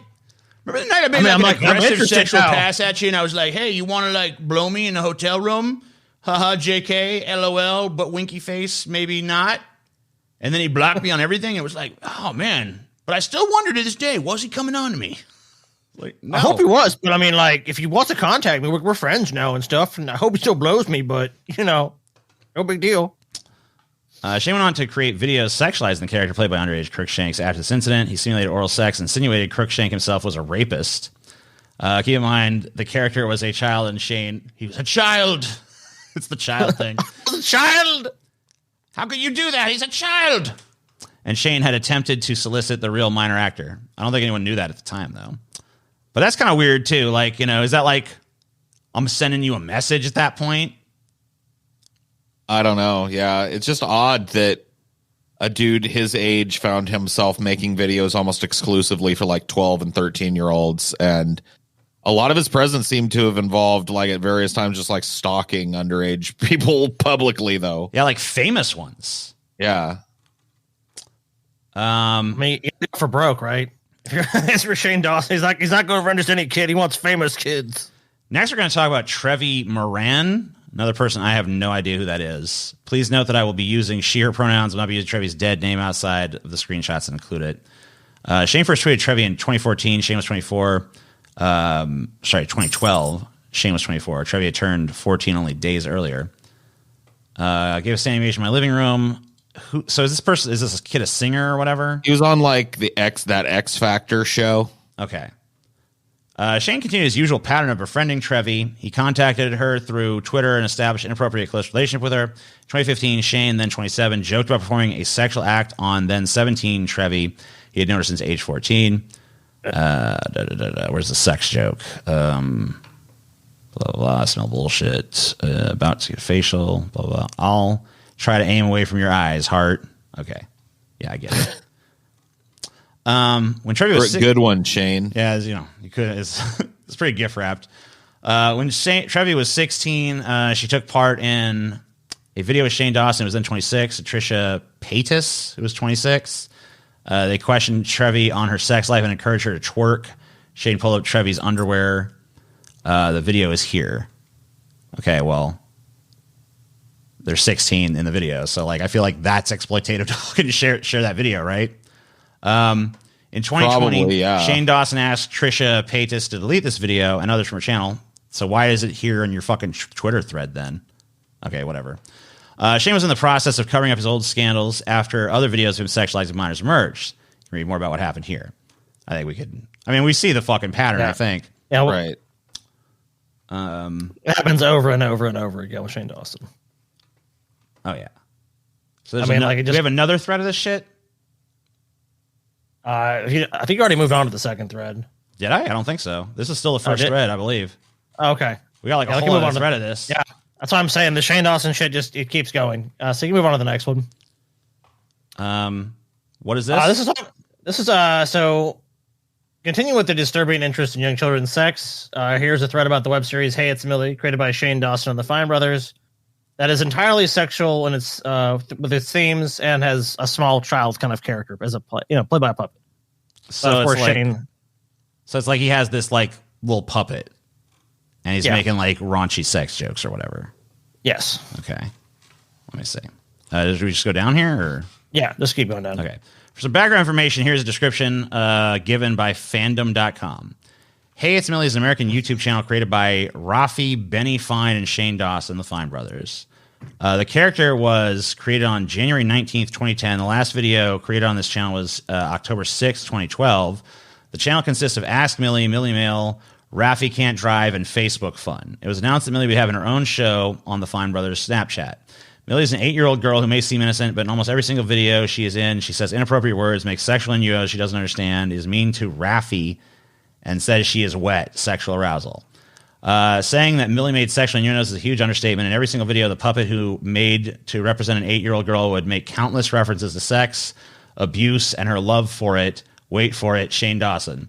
One of his plot lines behind the series is that Millie was obsessed with Shane and even did a few videos together. Here is a clip from one video. Okay, let me see. Let's take a look. When specifically am I going to... Back to the beginning here. That they decorated saying, touch me. Is this the right way to do it in a good way? You could be a little more gentle. You know what we could do, Millie? What? Motorbike! What's motorbike? All right, Millie, that's it. That's all the mail we have today. Oh, thank you so much for having me, Shane. And it was amazing to finally meet my hero. Oh, well, it was amazing to meet you, and I'm sure we're going to hang out all the time. When?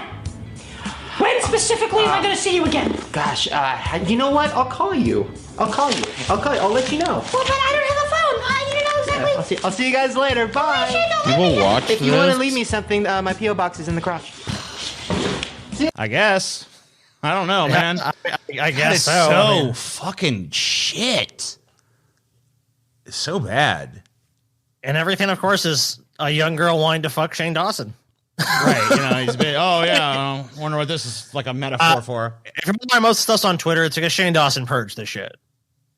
Shane Dawson has gone through a campaign of obviously trying to cover up shit he did that, could get him in trouble now. Millie's channel used to have several dozen videos. Last being uploaded in 2012. Her channel is now empty. Videos have all been deleted. Yeah. Okay. The only reason I know about the series is because I used to watch it. Well, that's on you right there, because that's fucking that series is dog shit. It was in 2012, so I was in 4th, 5th grade at the time. Okay, of course, the target audience probably for this fucking shit. Yeah. I discovered these videos through Shane's channel, and as a 10-year-old, I thought they were funny. Right? You'd have to be. Like, you literally have to be 10 to think they're funny, because they're really fucking shit. Shane Dawson definitely at fault for these videos, more so for making himself the love interest of a severely abused 8-year-old girl, but he isn't the only one in the wrong. Rafi Fine, owner of Kids React, co-hosts these shows and has fair share of sick moments. Blah, blah, blah. This video in particular, just yikes. Keep in mind this was produced and made entirely by grown men, including Shane Dawson and Rafi Fine. All right, let's see. Can we play? Yeah. Porn! Oops. What? Maybe I'm not understanding this right. Maybe you're not. I don't know what porn is. Oh. So what is pornography? Porn is a type of filmmaking. Oh, it's a filmmaking! Yay! No. Like this! We're making porn together! No, we're not making come on porn. down and watch Ralphie the grown man make porn with an 8-year-old! No. Almost 9. It's a type of filmmaking and films that are only for adults. It's like segregation, like back when the blacks weren't allowed to go to the same bathroom. Not the same thing whatsoever. Yes, it is. You're segregating little kids. All of my little kid friends will agree. From porn. Yeah, we should be able to watch whatever we want. I want to watch anything I want, whether it's porn or nudity. I want to watch whatever I want, even if it's that bullshit on Glee. Porn. Oh my god. This is more offensive for being bland and unfunny than it is for being I'm basically on the same page. Like, oh my god, it is agony to sit here and watch this fucking shit. This is so bad. Like, I keep waiting for something to just be funny so that I can like have that little chuckle in spite of myself. Well, it's not. You're never gonna get that moment. Shane Dawson is completely unfunny, untalented. It's just he relies on shock value. I mean, that's entirely what it is. It's like he has an audience of young people where it's like, oh, you grew up somewhere conservative. Look at all the naughty things I'm saying. I'll say anything. I'll do anything. I'm wacky. I'm crazy. I'm zangy. Oh, and you know what? I might like you. I might like you. Like really like you. It's like, oh, wow. These like parasocial relationships where like people believe they can actually be in a relationship with Shane Dawson. And I actually and really just like bonding with very young children just goes over and over again. See, is there more? No, that's pretty much the end. No, that's it. Yeah, I mean, it just goes on and on. But I'm not watching any more fucking Millie. This shit sucks. Yeah, Millie's terrible. Well, there's actually one more we have to watch. Oh, okay. This is an unofficial. Yeah. Hey, it's Millie's skit. A rape skit. The classic rape bit. Let us see.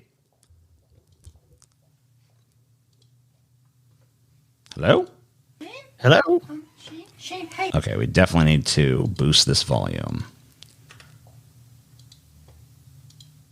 I think you skipped through the first thread because you didn't cover the stuff with the animals. Oh, okay, sorry. It's okay. Yeah, it was just so long. I mean, I just felt like we were just like hearing the same story over and over again. I think it was like pretty established what was going on there. Go back one more. Okay. I think that might be where you missed it. Here? No, like on your tabs. No, this is this. No, go down. Yeah. Oh, so this is a whole thread. I thought this was just one tweet. Sorry. Yeah, that's what I'm telling you. Okay, well, where is it? We can go. Let's look at this one because we're on this topic, anyways. So this is the thing he did. One girl made a thread about her interaction with Shane when she was a child here. Shane used to ask girls in his chat to send him pictures of themselves doing certain things. Shane is fairly innocent. For example, he used Daily Booth to solicit their images. So he would go and be like, "Hey, do a funny face. Hey, show me your lips. Show me your this." If you go down, you can see some of that. Yeah, see, it's like here. Here's some of the examples: blowjob faces. Less than example, sorry. Blowjob faces, crotches, porn poses, feet, spit, giving birth. I won't show you the replies because young girls sent him a lot of compromising images. Let me see this. I am filming a porn and you're the star. Show me your best move. Haha. Show me your eyebrow raise. Well, that's not too bad. What's your creepy stalker face? Wisdom teeth removed. Blah, blah, blah. Yeah, the porn one, I guess, is the bad one on this thing. Then it's like, show me your mouth. Show me your mouth. Show me what your mouth looks like. Oh, yeah. Show me your crotch. Daily Booth is in there. Where is this one? I can't. Daily Booth is in your life pictures. Join to start. Following cool people. Shane Dawson. Blah, blah, blah. Show me your crotch. Show your, oh, okay. Yeah. I gotcha. And then... And what is this thing? This is just like a website where you would go and like ask for pictures? Yeah, it's like a chat kind of thing. Show me your blowjob face. Lol. Whimsical. Make your drugged up face. Oh, no. Show me all them faces. Shane also had his adult friend Pam show her breast on to a stream full of underage girls. Okay, well, whatever. I don't want to. I mean, I might want to see them, Pam's titties, but I don't want to fucking see them on here. Blah blah blah. There's another odd thing. When I was 13 or 14 years old, he commented on my tits. Shane Dawson sexualized young children thread. Matt. Oh well, this is the thread we just looked at a minute ago. Giving a lot of attention back then. I was flat over that time. Over the years, I realized how predatory and creepy he was, and the fact that he would video chat constantly with me and so many underage girls says a lot. Here's proof of video chat with me and a bunch of underage girls. Here is a clearer video with me featured. So here's on like Tiny Chat, which I think was like a stick. He would talk. Yeah, here's or whatever the fuck. Yeah, he would talk to them like all the time. Like you'll see, like he actually knows these people by name. He knows these girls by name. Let's see. This is proof of how much he talked to them here. Come here, Shane. And... What's up, you guys? I love you. This is very, oh my gosh. Oh, God. Maybe you can get to lean on. I can't get her on. Oh, come on. So, okay, on the count of 3, did you guys like the song? 1, 2, 3. Dude, he's like a fucking kindergarten teacher teaching on Zoom or some shit at this point. But it's like a kindergarten teacher that's like making rape jokes and shit. Yeah, that's So it's fucking like- nuts. It's like it's a little strange, you know, because like where are the parents at when all this shit is going on? You know I mean, what his I always parents are wonder. like, I mean, Shane Dawson's parents or some shit is like right there in that room. I don't know where those girls' parents are. His mom's there. I guess his mom. I guess we know why Shane Dawson does this shit. His mom's like, oh, it's funny. They're your fans, right, Shane? That's where it ends, right? Yeah, sure, Mom. That's where it ends. He also got jealous when this girl he has sexualized online and offline moved to another fandom. Remember when Shane Dawson got mad at me for starting to like One Direction? Good times. So he's like mad that she's like moved on to some new thing and You're doesn't give a supposed to shit be about him anymore. Me. Love me. You were supposed to be mine eternally. Weird possessiveness. There are other examples of fans who felt uncomfortable after meeting him in real life. And they have to search Shane Dawson, Tiny Chat, or Shane Dawson Kiss Me on YouTube to find him being creepy with children. Since making this thread, I've heard from 5 women who had experience with Shane Dawson when they were 11 to 14. Here are screenshots for some of the chats, most which remain anonymous. Let's see. It's 13 and I and a few other girls were Shane Dawson stans, call ourselves Dawson Horrors, which is super weird and pretty gross. Anyways, we weren't a large group like other stans, but there was a good chunk of us, maybe 30 of us, who had and we had this tiny chat group, which I think is what we were looking at earlier. Yeah. We'll be on our webcams talking to each other and always asking Shane to please get on and join us. Mind you, we're all teens ranging from 12 to 16. And some dark stuff went on there around Christmas time. In like 2012, he told us about his eating disorder and how he lost all of his weight and told us he had never admitted it publicly. Sometimes girls would twerk for his attention. When I was on, I never got on webcam because it felt weird, but I'd always chat and watch others. But just the whole concept of this 20-something-year-old man joining a web chat group filled with teen girls was pretty weird. Another thing, when I was 13 or 14, he commented on my tits. He gave me a lot of attention back then. I was so flattered at the time. Over the years, I realized how predatory... Oh, we already read this one. No, we read this one. I saw your shit about Shane Dawson. I want to tell you, about a website called Tiny Chat. Shane Dawson talked to young girls, young teenagers on there, including me. He would low-key ignore you unless you did something crazy like twerking. I was 11, and I remember learning how to twerk so that way when he joined our group chat, he would notice me. When I did, he said something along the lines of, yes, shake that sexy little ass. At the time, I was so flattered, but growing up, I think about it, I feel so violated and manipulated. Yeah, because it'd be like if like the Jonas Brothers or something were like, shake it at the height of their fucking shit, like, yeah, come on up. Well, not only that, it would be like if the Jonas Brothers were at the height of their shit, and also like men in their 20s. Well, they were at the time. I mean, like one of the reasons weren't the Jonases like in their teens when they broke or whatever? Yeah, but I mean, they were like still fucking attracting that like young girl set when they were like early 20s and shit, or like the Backstreet Boys, or like a lot of these things where it's like you have like this adult pop star that's clearly like designed to be like a sex symbol for like young girls, right? And like there's like a lot of fucking debates about like the ethics of that, I guess, and shit like that. But like it's done to young boys all the time too, of course. Like Pamela Anderson on Baywatch or something like that. But like there's like or Jude Law, right? Jude Law, of course, for you. you. Distance of Jude Law. But like there's like a line there, there's like a certain degree of separation. Like this person is just, they're not someone who's actually like intimately like involving themselves with your like life and shit. And Shane Dawson's getting like very intimately involved in like the lives and like shit of his fans, his like very young fans who are like, and he's talking to them like in a very like kindergarten teachery kind of way, like you pointed out, where it's like, oh yeah, and there's like an innocent side to it, but then there's like this really like dark underbelly side to it too. Yeah. Oh, for sure. This other video, he defends a child molester. Basically says he believes you can identify as another age to have relationships with children, which is discussed. Let's see. He's like trans ageist. Okay, number one, he thinks he's a kid, right? Like you thought he was 5 years old. Like that was his thing. I saw him on TV talking about it all the time. He feels like he's 5. So basically, he's 5 years old mentally, right? But sexually, he's 50. He still has a penis. And it still wants to play.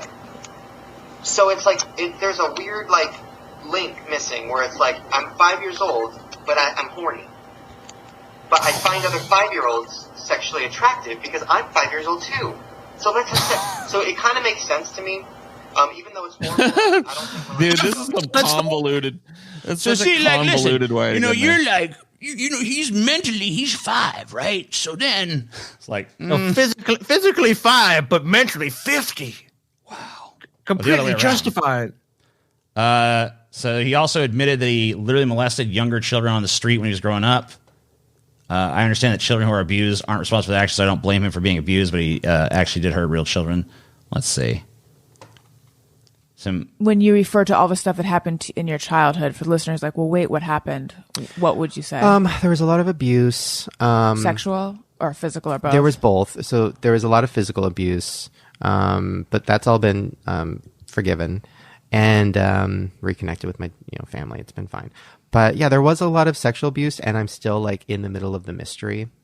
It's fun mystery, really, of who molested me. And, you don't know. And my other siblings. We have no idea. We've really tried. We've asked every family member. I have very specific memories that we all share. And yeah, it's really fucked up. And I have a lot of dreams about being like... I have a lot of dreams about like just walking down the street and having guys grab me and like choke me with their dicks. Like I've had that for my whole life. And this is really dark. So, I remember before I had even ever sucked a dick, I would have these dreams, and it was very, very real. And in your dreams, you can feel things, but it's triggered by memories. Mm-hmm. So it's like sensory. I don't know the word for it. But I knew exactly what cum tasted like and what it felt like to be choked with it. I knew exactly what a dick tasted like. I knew exactly what it was, even though I hadn't done it. And then the first time I did it, I was like, this is exactly what I already knew it was going to feel and taste like. And then when I talked about that in therapy, she's like, that could possibly be because of that happened when you were a kid. Right. And then it just opened up a bunch of shit. So yeah, I'm still trying to figure it out. So you have no specific memories of that actually happening? I mean, the way he talks about it is not the way someone would talk about it, I think, if they really went through like horrible sexual, physical. I mean, I don't want to like necessarily like say like, no, that's not what happened or whatever, but like that precludes that from being true. But he's just like laughing and jovial, like, oh yeah, that happened to me. Like, okay. I mean, maybe I guess you can maybe argue that's how he copes with it. But I mean, like, it's just, if you listen to the story though, it's like he is like dreaming about this stuff, and then like when he really did it, he was like, well, it was so similar to like what it was really like that I must have like experienced it for sure. That might be him being comfortable with sharing the experience, but maybe not being comfortable telling everybody in the fucking world who his abuser was. And so, yeah, that could be true. He could be like, oh, you know, that's something I'm going to deal with on my own or something. And he's trying to like have like a subterfuge story that kind of like obfuscates it, I guess. That makes sense. And it's really, really sad. But, I mean, I guess it's better to know. Try to figure it out. Yeah. Than suppress it forever. That's tough, though, that sense that this happened, but you don't know from who. What did your family say? Yeah, it's like a faceless person. Well, there was a... hi, the dog just ran in. We were just talking about molesting. Hi. There was a guy on our street who was a convicted child molester, went to jail. So, like, that is obviously an option. Yeah. There was a couple neighbors... but I also would molest kids on my street, so there's like a list that my therapist took me through of like things that you would do if you had been molested. It was like, you know, you don't like the feeling of wetness on your face, which I hate. If somebody tries to do makeup on me or like squirt water, I hate it. They're like, oh, you shut down around certain people. You don't like this kind of weather. It's like a list. And there's weather that people there's like don't a weather thing. Which is the weather? I feel like I have that one. Humidity. You don't like humidity. So that's pretty much it, I guess. If we keep going down, like I'll show you some of the animal ones. I believe if we go down, we'll see. I mean, it's endless with him and this stuff. Blah blah blah. Shane made several videos. 12-year-old cousin. Wait, lap dances. He made her do oral to sausage and claimed it was for the child molesters watching. He quizzed her. Oh yeah, I'd see that clip in one of those compilations actually. It just never ends, dude.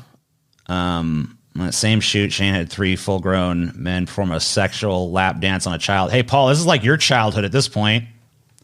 Well, didn't your uncle do that dance? It's my 21st birthday, bro. No. I'm talking about like when you were a little kid and your uncle was like... Oh, you mean Uncle Stinkworm? Yeah, Uncle fucking Stinkworm, dude. Yeah, none of those kids had one of their uncles doing the dance. That's the only thing that made it different. Yeah, see? So yours is actually a little crazier. Yeah. Shane had the same child dance inappropriately behind the scenes for his own entertainment. This isn't for that video. Shane and his friends film on mobile phones. Shane can be heard shouting, "Get it, get crazy, hit the floor."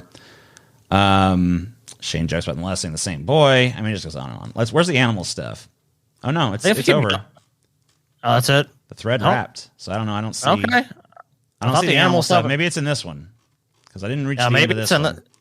Yeah, because I pulled it. Maybe I didn't pull it right. Yeah, I don't know. I don't see the animal stuff. Well, I guess I'm an animal lover, but anything in the animal stuff kind of pales in comparison to what we've seen so far for me in terms of moral. Yeah, this is Millie, I guess. Anyway, yeah, this is the Millie rape joke. So we'll take a look at that.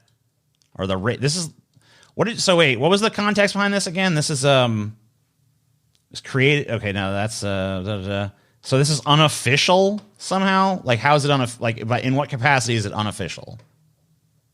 I don't think it was.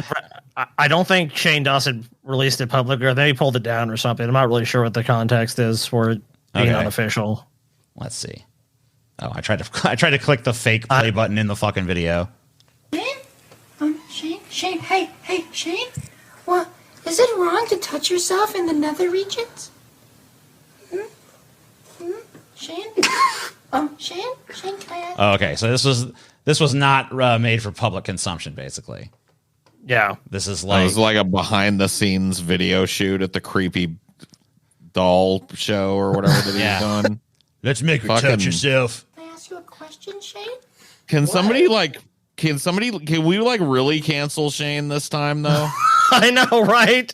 Can he go away? Can he quit coming around like a seasonal herpes flare up and just kind of like, can we actually cancel, bro? No, I'm done looking at him. I didn't even pull every bad thing about Shane Dawson either. That's out there. That's pretty bad. Shane, will you fuck me?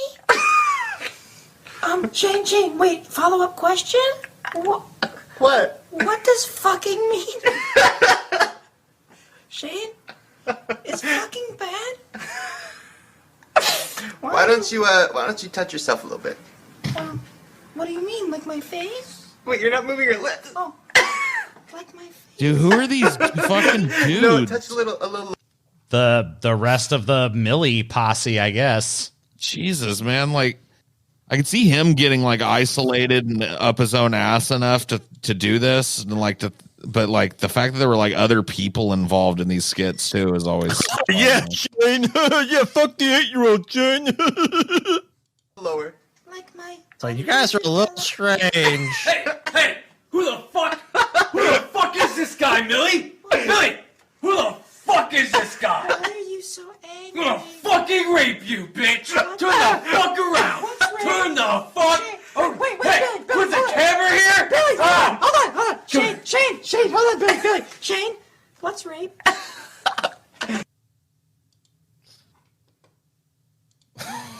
Wow. I mean, what else do you say about Shane Dawson? I'm bowled over I'm by sorry. the hilarity. But you know what? This NTM episode, I'm so fucking sorry. Shane Dawson, in the end, he took accountability for all the bad things he done. It's time for me to take accountability. Oh yeah.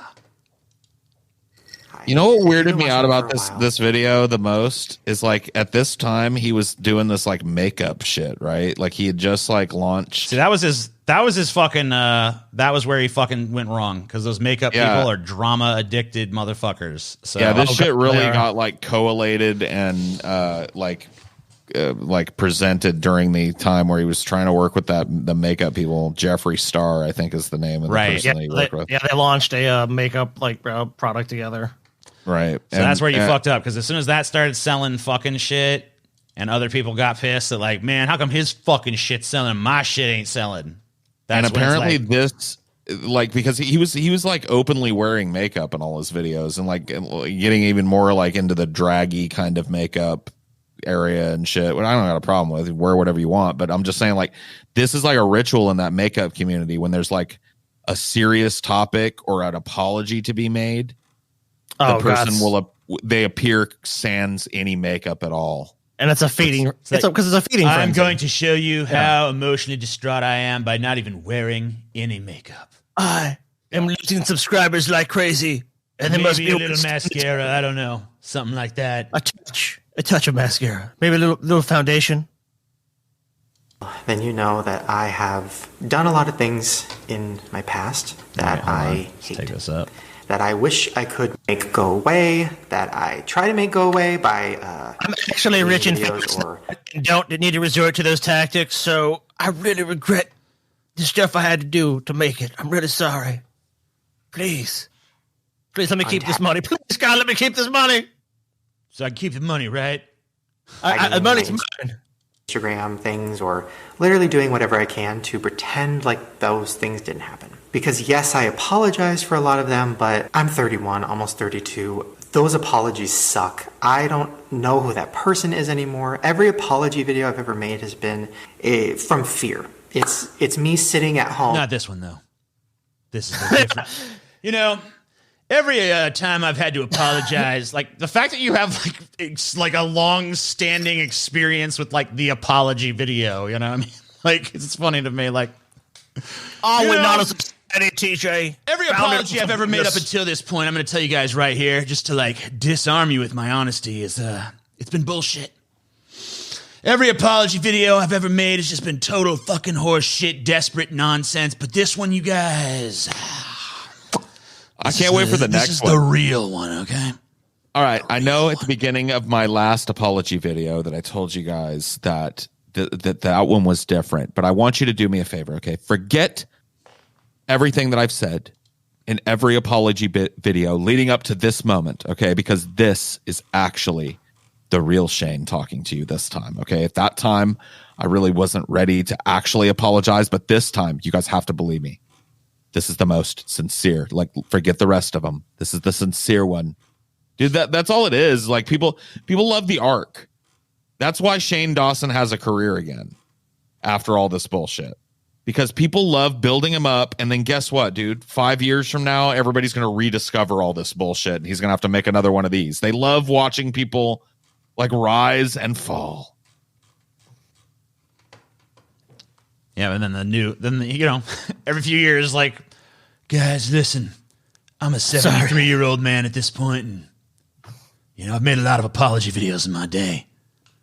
I just want to say this is the most sincere one yet. This is the one that made all the other ones matter. I want you guys. I've even written a little apology song for you guys today.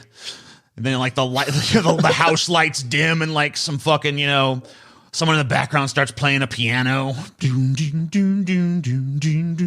know, he starts fucking belting some fucking, you know, Frank Sinatra shit.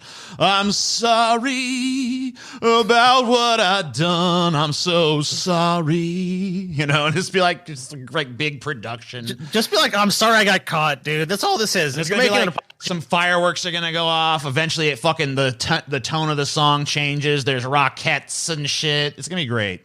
If you got to apologize for 10 years ago, and I mean, you know, one little tweet, if it was like Shane Dawson tweeted one thing, and it was like, oh, come on. But it's like Shane Dawson has like literally gone down the apology video route a ton of times. He's apologizing for shit that at some cases like 14 years old. And now all of a sudden that people fucking put it all together, like Paul said, they collated everything.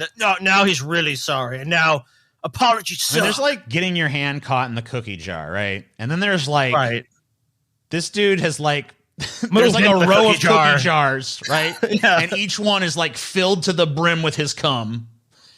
And it's like, okay. Yeah, you know, that's more than just like, oh shit, whoa. Sorry about that. Well, cancel culture gone crazy. Oh man, they're trying to cancel everybody out here, huh? Yeah, not Shane Dawson. Thinking the whole world hates me, and crying and hyperventilating, and then just turning on a webcam and just saying I'm sorry, and then hoping people know I'm a good person, and then it'll go away. And that is stupid. That is something that a child does, not something that a 31-year-old when I talk to my PR firm does. Dude, this is like the meta apology. It's like, first, I'm going to open by telling you about how all these other apologies out there are so cliche. You've just seen the same apology video over and over again. You know how they go. And I just want to like, I want to change the way that the apology video is done. I want to revolutionize the apology video. I think I actually deserve some credit for really fucking taking the apology video, you guys, to the next fucking level of apology video. It's like those other apologies were far inferior. People tried to apologize. Were they really sorry? No, because they didn't. You know what they didn't do? They didn't take accountability. I'm taking accountability. My PR firm that I employ, they told me those other apology videos were garbage. Shane, that's too pedestrian. That's too banal. We gotta break the mold. Gotta give the apology video a new coat of paint. And this is what we've delivered to you here today. I remember George Carlin did a bit about it, where it's like when like it was about politicians, not social media people or whatever. But he's like, you know, whenever you hear one of these guys talk about taking accountability, they always talk about it like as if they invented the idea of it. Oh yeah, like, guys, I have decided I'm going to be taking accountability. It's like, whoa, what is accountability, you might ask? Something I came up with this afternoon. What it means is, you know, it's like, oh wow, sweet revelation. Finally we see. I once was blind, but now I see. That's not good. Right now is very much a time of wanting people to be accountable, wanting punishment for people, and that was like a Trump statement there. And that's why I'm making this video. I saw Jenna Marbles' video, and it really inspired me, and felt like a sign from the universe that I want to do this. So this a sign from the universe, like, my career is cratering. My career is cratering. I mean, like, I can't believe this goes on for 20 fucking minutes. What a fart sniffing, self-indulgent fucking. Let's see what's going on halfway into this fucking son of a bitch. Yeah, obviously we're not going to watch every second of it. We'd be here all fucking time. No fucking way. Let's go to about 10 minutes in, like you're doing. That's what I did. I'm 10 minutes, 14 seconds in. We're going to see what's going on about the halfway mark in this thing. To explain to me why what I was making on the internet was hurting people. It was at a time when I was making a movie, and I was constantly on the defensive. I felt attacked. I don't feel like you hurting people with your entertainment was really like the issue here, right? No, the issue is that you kind of profited on some shitty forms of entertainment, kind of like the lowest form of it too. Right. Like there's a difference between making a joke that's edgy that includes like, you know, racial humor or, you know, pedophilia as a theme or whatever, and making it like a drum beat on your fucking channel. And you did both with both things. But not only that, like you just like, there's way too many examples of like doing shit with like actual kids, which is like, I don't know, like, this is misdirection. This is misdirection. I mean, like making a fucking pedophilia joke. And then, like, actually, like, having kids on your video and being like, twerk, little kid. I'm going to ask you about all kinds of creepy sexual things right here on camera. It's like, that's like a totally different fucking ball of wax, right? I mean, you know. We've seen it over and over again with scandals. Like, one of the ways to turn a scandal around is that you basically take charge of it and you control the narrative. This is basically misdirecting and changing the narrative of what's going on. So it's like, it's not about him and these pedophilic tendencies and all this inappropriate contact with young girls and boys publicly. And obviously that's what we saw publicly. We don't even know what happened behind the scenes. We obviously got a taste of that, but it's numerous. So it's like, let me rewrite the narrative where it's like, I'm almost like, oh my God, I'm not even that person anymore. I'm a completely new, I've changed. I mean, I don't know what's said in this like 9 minutes between here and here. So maybe there's like a different thing there. I don't want to fucking say that he's necessarily spinning things a certain way, but like, what he's talking about now, to me, like, I don't give a fuck your content's offensive. Like, I don't give a shit about that at all. Like, I like offensive content, but I like it to be funny. And I don't really feel like that was like really the issue here. Or a message or something more behind it than just like, here's shock value. Okay. I mean, like, shocking content has its place in the world, and I'm not going to say that, you know, it doesn't have any appeal. I mean, obviously it does, but that's all he was really doing. There's nothing deeper than that really with the content. It's like, oh, I'm not allowed to say this word. Let me scream this word. I mean, even though it wouldn't be my cup of tea, I wouldn't really even give a shit about that. Like, I'd just be like, oh, well, it's just fucking uninspired, bland shit. Act all the time, which is stupid. I shouldn't have felt like that. And it got so bad that, I don't know, it almost made me want to make the jokes crazier, to make everything crazier, almost like as a, you know, screw you, I'm just going to make it crazier. And that's one reason it's hard. Was the, I was getting attacked by everybody, and so I just wanted, as a fuck you to you, I wanted to make the jokes just even more insensitive. Dude, you were a content creator with an audience almost exclusively 5th grade and up, like through middle school. Yeah. You weren't getting attacked from all sides by anybody of fucking note in your audience, my friend.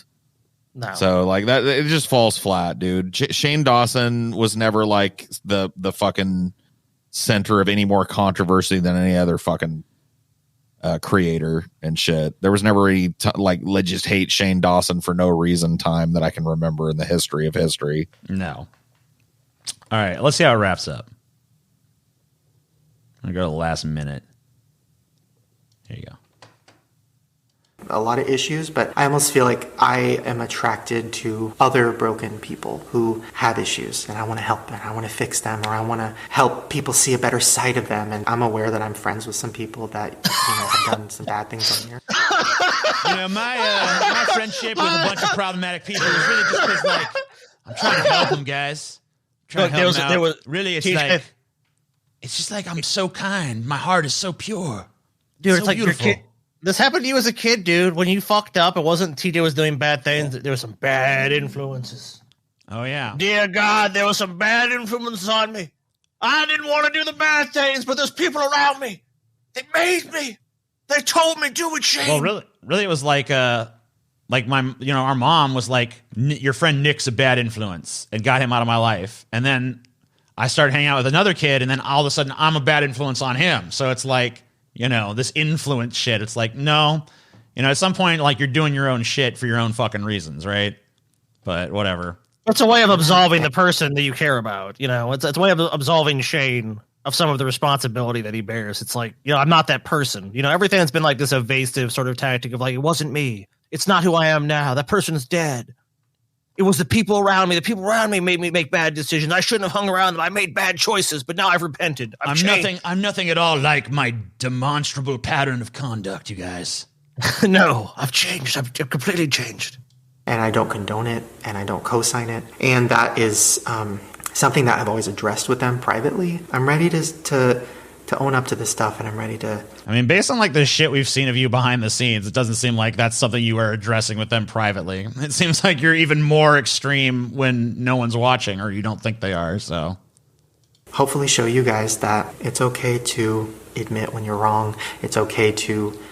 So basically I wanted to do this video to be an inspirational figure for all you broken people out there. All you people out there who are broken and sad and lonely out there in the world and just misunderstood. I just want to let you know that I'm like it's another graft. And it's just another pivot to like, aren't I such a good guy? Aren't I so wonderful? I would respect this more if he's just like, look, I'm a piece of shit. Whatever. I've done some shitty things. I'm trying to change, but I'm just too fucked up and whatever, blah, blah, blah. But that's not what people want to fucking hear, dude. Like, guys, I just want to let you know I'm setting up the stage for my 1 year from now redemption arc. And, I'll see you guys then after I'm done working on myself. I'm going to take a year off and just kind of like chill in my mansion and, yeah, have fun exactly. and Dude, stuff. exactly. Take a year vacation. That's all Shane Dawson did. It's I'm like taking a 1 year luxury vacation where I kind of de-stress and pretend like I'm like changing and stuff. So give the cop shit. It's like the cop shoots somebody. It's like he's going to paid vacation. Shane Dawson just gave himself a year fucking paid vacation. And not to mention what a position of privilege to be in that you can just fucking sit back and just wait for a year. I'll just wait for a year. And now, how many videos ago was that? He's been severely punished. So, 5 months ago, he came back. Haunting of Shane Dawson, 6.6 million. Haunted Theories of Shane Dawson, 3.7 million. Ghost Hunting Haunted House, 4 million. Lawsuit of Shane Dawson, 3.6. And now notice how Shane Dawson is now in every fucking title. I guess strange. Like before his name was not in everything. You know what I mean? Like he just had shitty upload. I mean, you just put his name in it sometimes. But like now it's like everything he makes sure is branded with his name, right? And like these older videos from like years ago and shit have like way more views, like tens of millions and shit. But like this dude ain't losing any sleep fucking getting fucking 4 or 5 million views a fucking video. I mean, he's still a multimillionaire. He's making tons of money doing this still. I mean, he took a year off? I don't know. And he's doing like, here's conspiracy theories and shit. This is from like a few days ago, 2.1 million views. Miss Shakespeare so much. Can't believe it's been 3 years, blah, blah, blah. It's all fucking oh, yeah, man. Oh, happy, positive, love, love, love, shit like that. Oh, yeah, man. He's really suffered. It's been a hard couple years for Shane to come back, waltz back into his YouTube gone for channel. A year. He took accountability year, and now he's back. Yeah, but you know what, TJ? He spent that entire year trudging through the desert of personal reflection, TJ. Yes. His lips were parched. And did anybody come along and offered Shane Dawson a cool drink of water, a cool rag to wipe across his brow? No, TJ. He shuffled alone in the desert for his sins, self-flagellating as he went. Aha! Whip, whip. And at the end of that long corridor, TJ, his fans ultimately forgave him, took him back into their bosoms. And he's still a millionaire. I love you, Shane.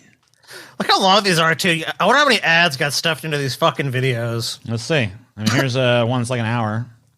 I have ad block on. Yeah, so you won't know. I mean, probably tons. Well, hold on. I'll just I'll copy the URL and bring it somewhere else. I'll open it in like Edge or some shit.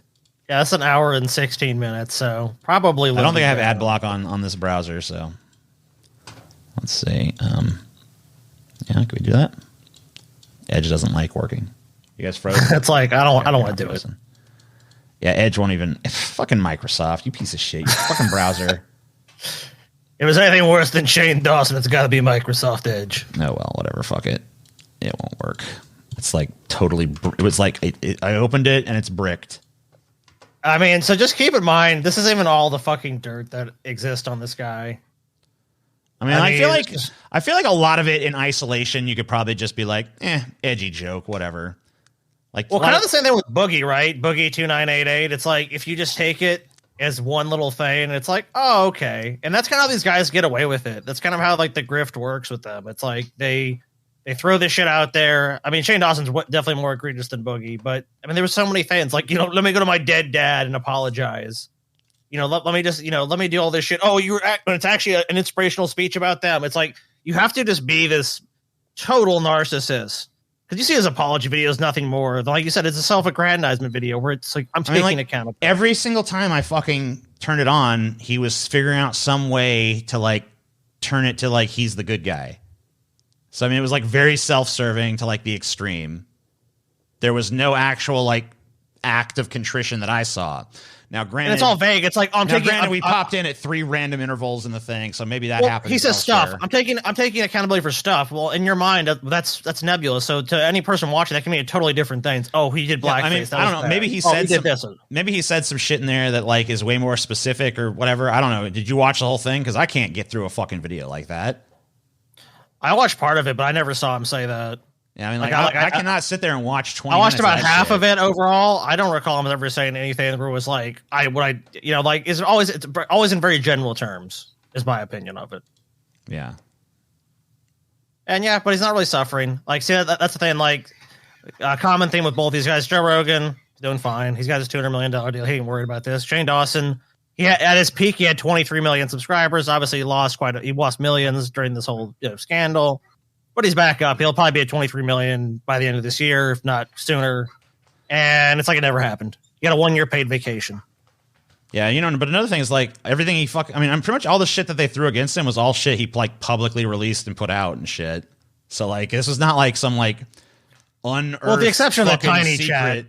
Yeah, the tiny chat shit. I guess some of that shit, but like a lot of the shit, like a lot of stuff he was doing with the stalking teenagers and shit on Twitter was like that wasn't like he slipped into their DMs. That was like he's openly fucking tweeting at them, I mean, if you're looking for a villain in this story, it's fucking YouTube and Google for allowing him to use their platform to do that shit. Because I agree. Like most of the shit that we saw wasn't like scandalous behind the scenes shit. It was all shit he was doing like right out in front of everybody on his show. And the double standard. As we all know, like YouTube still has a problem with like the whole content made for children that's, really inappropriate and shit. Yeah, and this is like he's almost like the earliest example of it. Because like I guess I really didn't understand at the time that Shane Dawson was like making shit for kids, but it just like super like inappropriate or whatever the fuck, I mean, I guess that like, so like if I think about my own like childhood and shit, like I listened to like some edgy comedy and shit. Like I was super into like George Carlin and people like that who were like not necessarily like age appropriate or whatever. Right. So I mean, I get that like a lot of times when you're like young and shit, especially you're like gravitate towards like the edgier shit. Yeah. Or you hang out with George Carlin and have him talk about his dick to you. But there's like a very weird thing. Your nuts. But not only that, but like George Carlin made shit for adults that just happen to have cross appeal to like edgy kids. Whereas I feel like this shit was like definitely like targeted directly at those edgy ass kids, right? 100%. I mean, I don't think it's even a question. And I mean, and it was basically once he gained a fan base, it was just to enrich himself. And not only that, I mean, just make a connection with these young people that you're just like, oh my God, you're just the end all and be all. Like, just people who are totally obsessed with him. Yeah, to the point where he's like literally getting mad when like they move on and like, I like One Direction now instead of you. It's like, what? You love me. No. I am your God.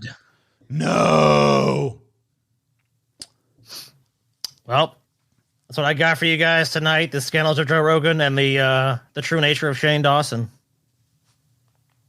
I mean, I don't even know if you could call it the true nature though, because like I said, it was always like right out there. It wasn't like this hidden thing. Well, it has to be collected. See, that's the thing, and I think that's the point that really bears emphasizing. I think if you look at this in a vacuum and just over the sheer amount of content this guy put out over the years, it'd be easy to miss. Because like you said, your impression of Shane Dawson was like, oh, he just made stupid videos. I never watched any of his shit because like every time I ever clicked on one of his videos, it was always like, oh, this is stupid. Yeah, so that's what I'm saying. There's like an innocuous, like almost innocence, like, oh, just some stupid guy that makes dumb skit videos, whatever, I don't care. Right. Who cares?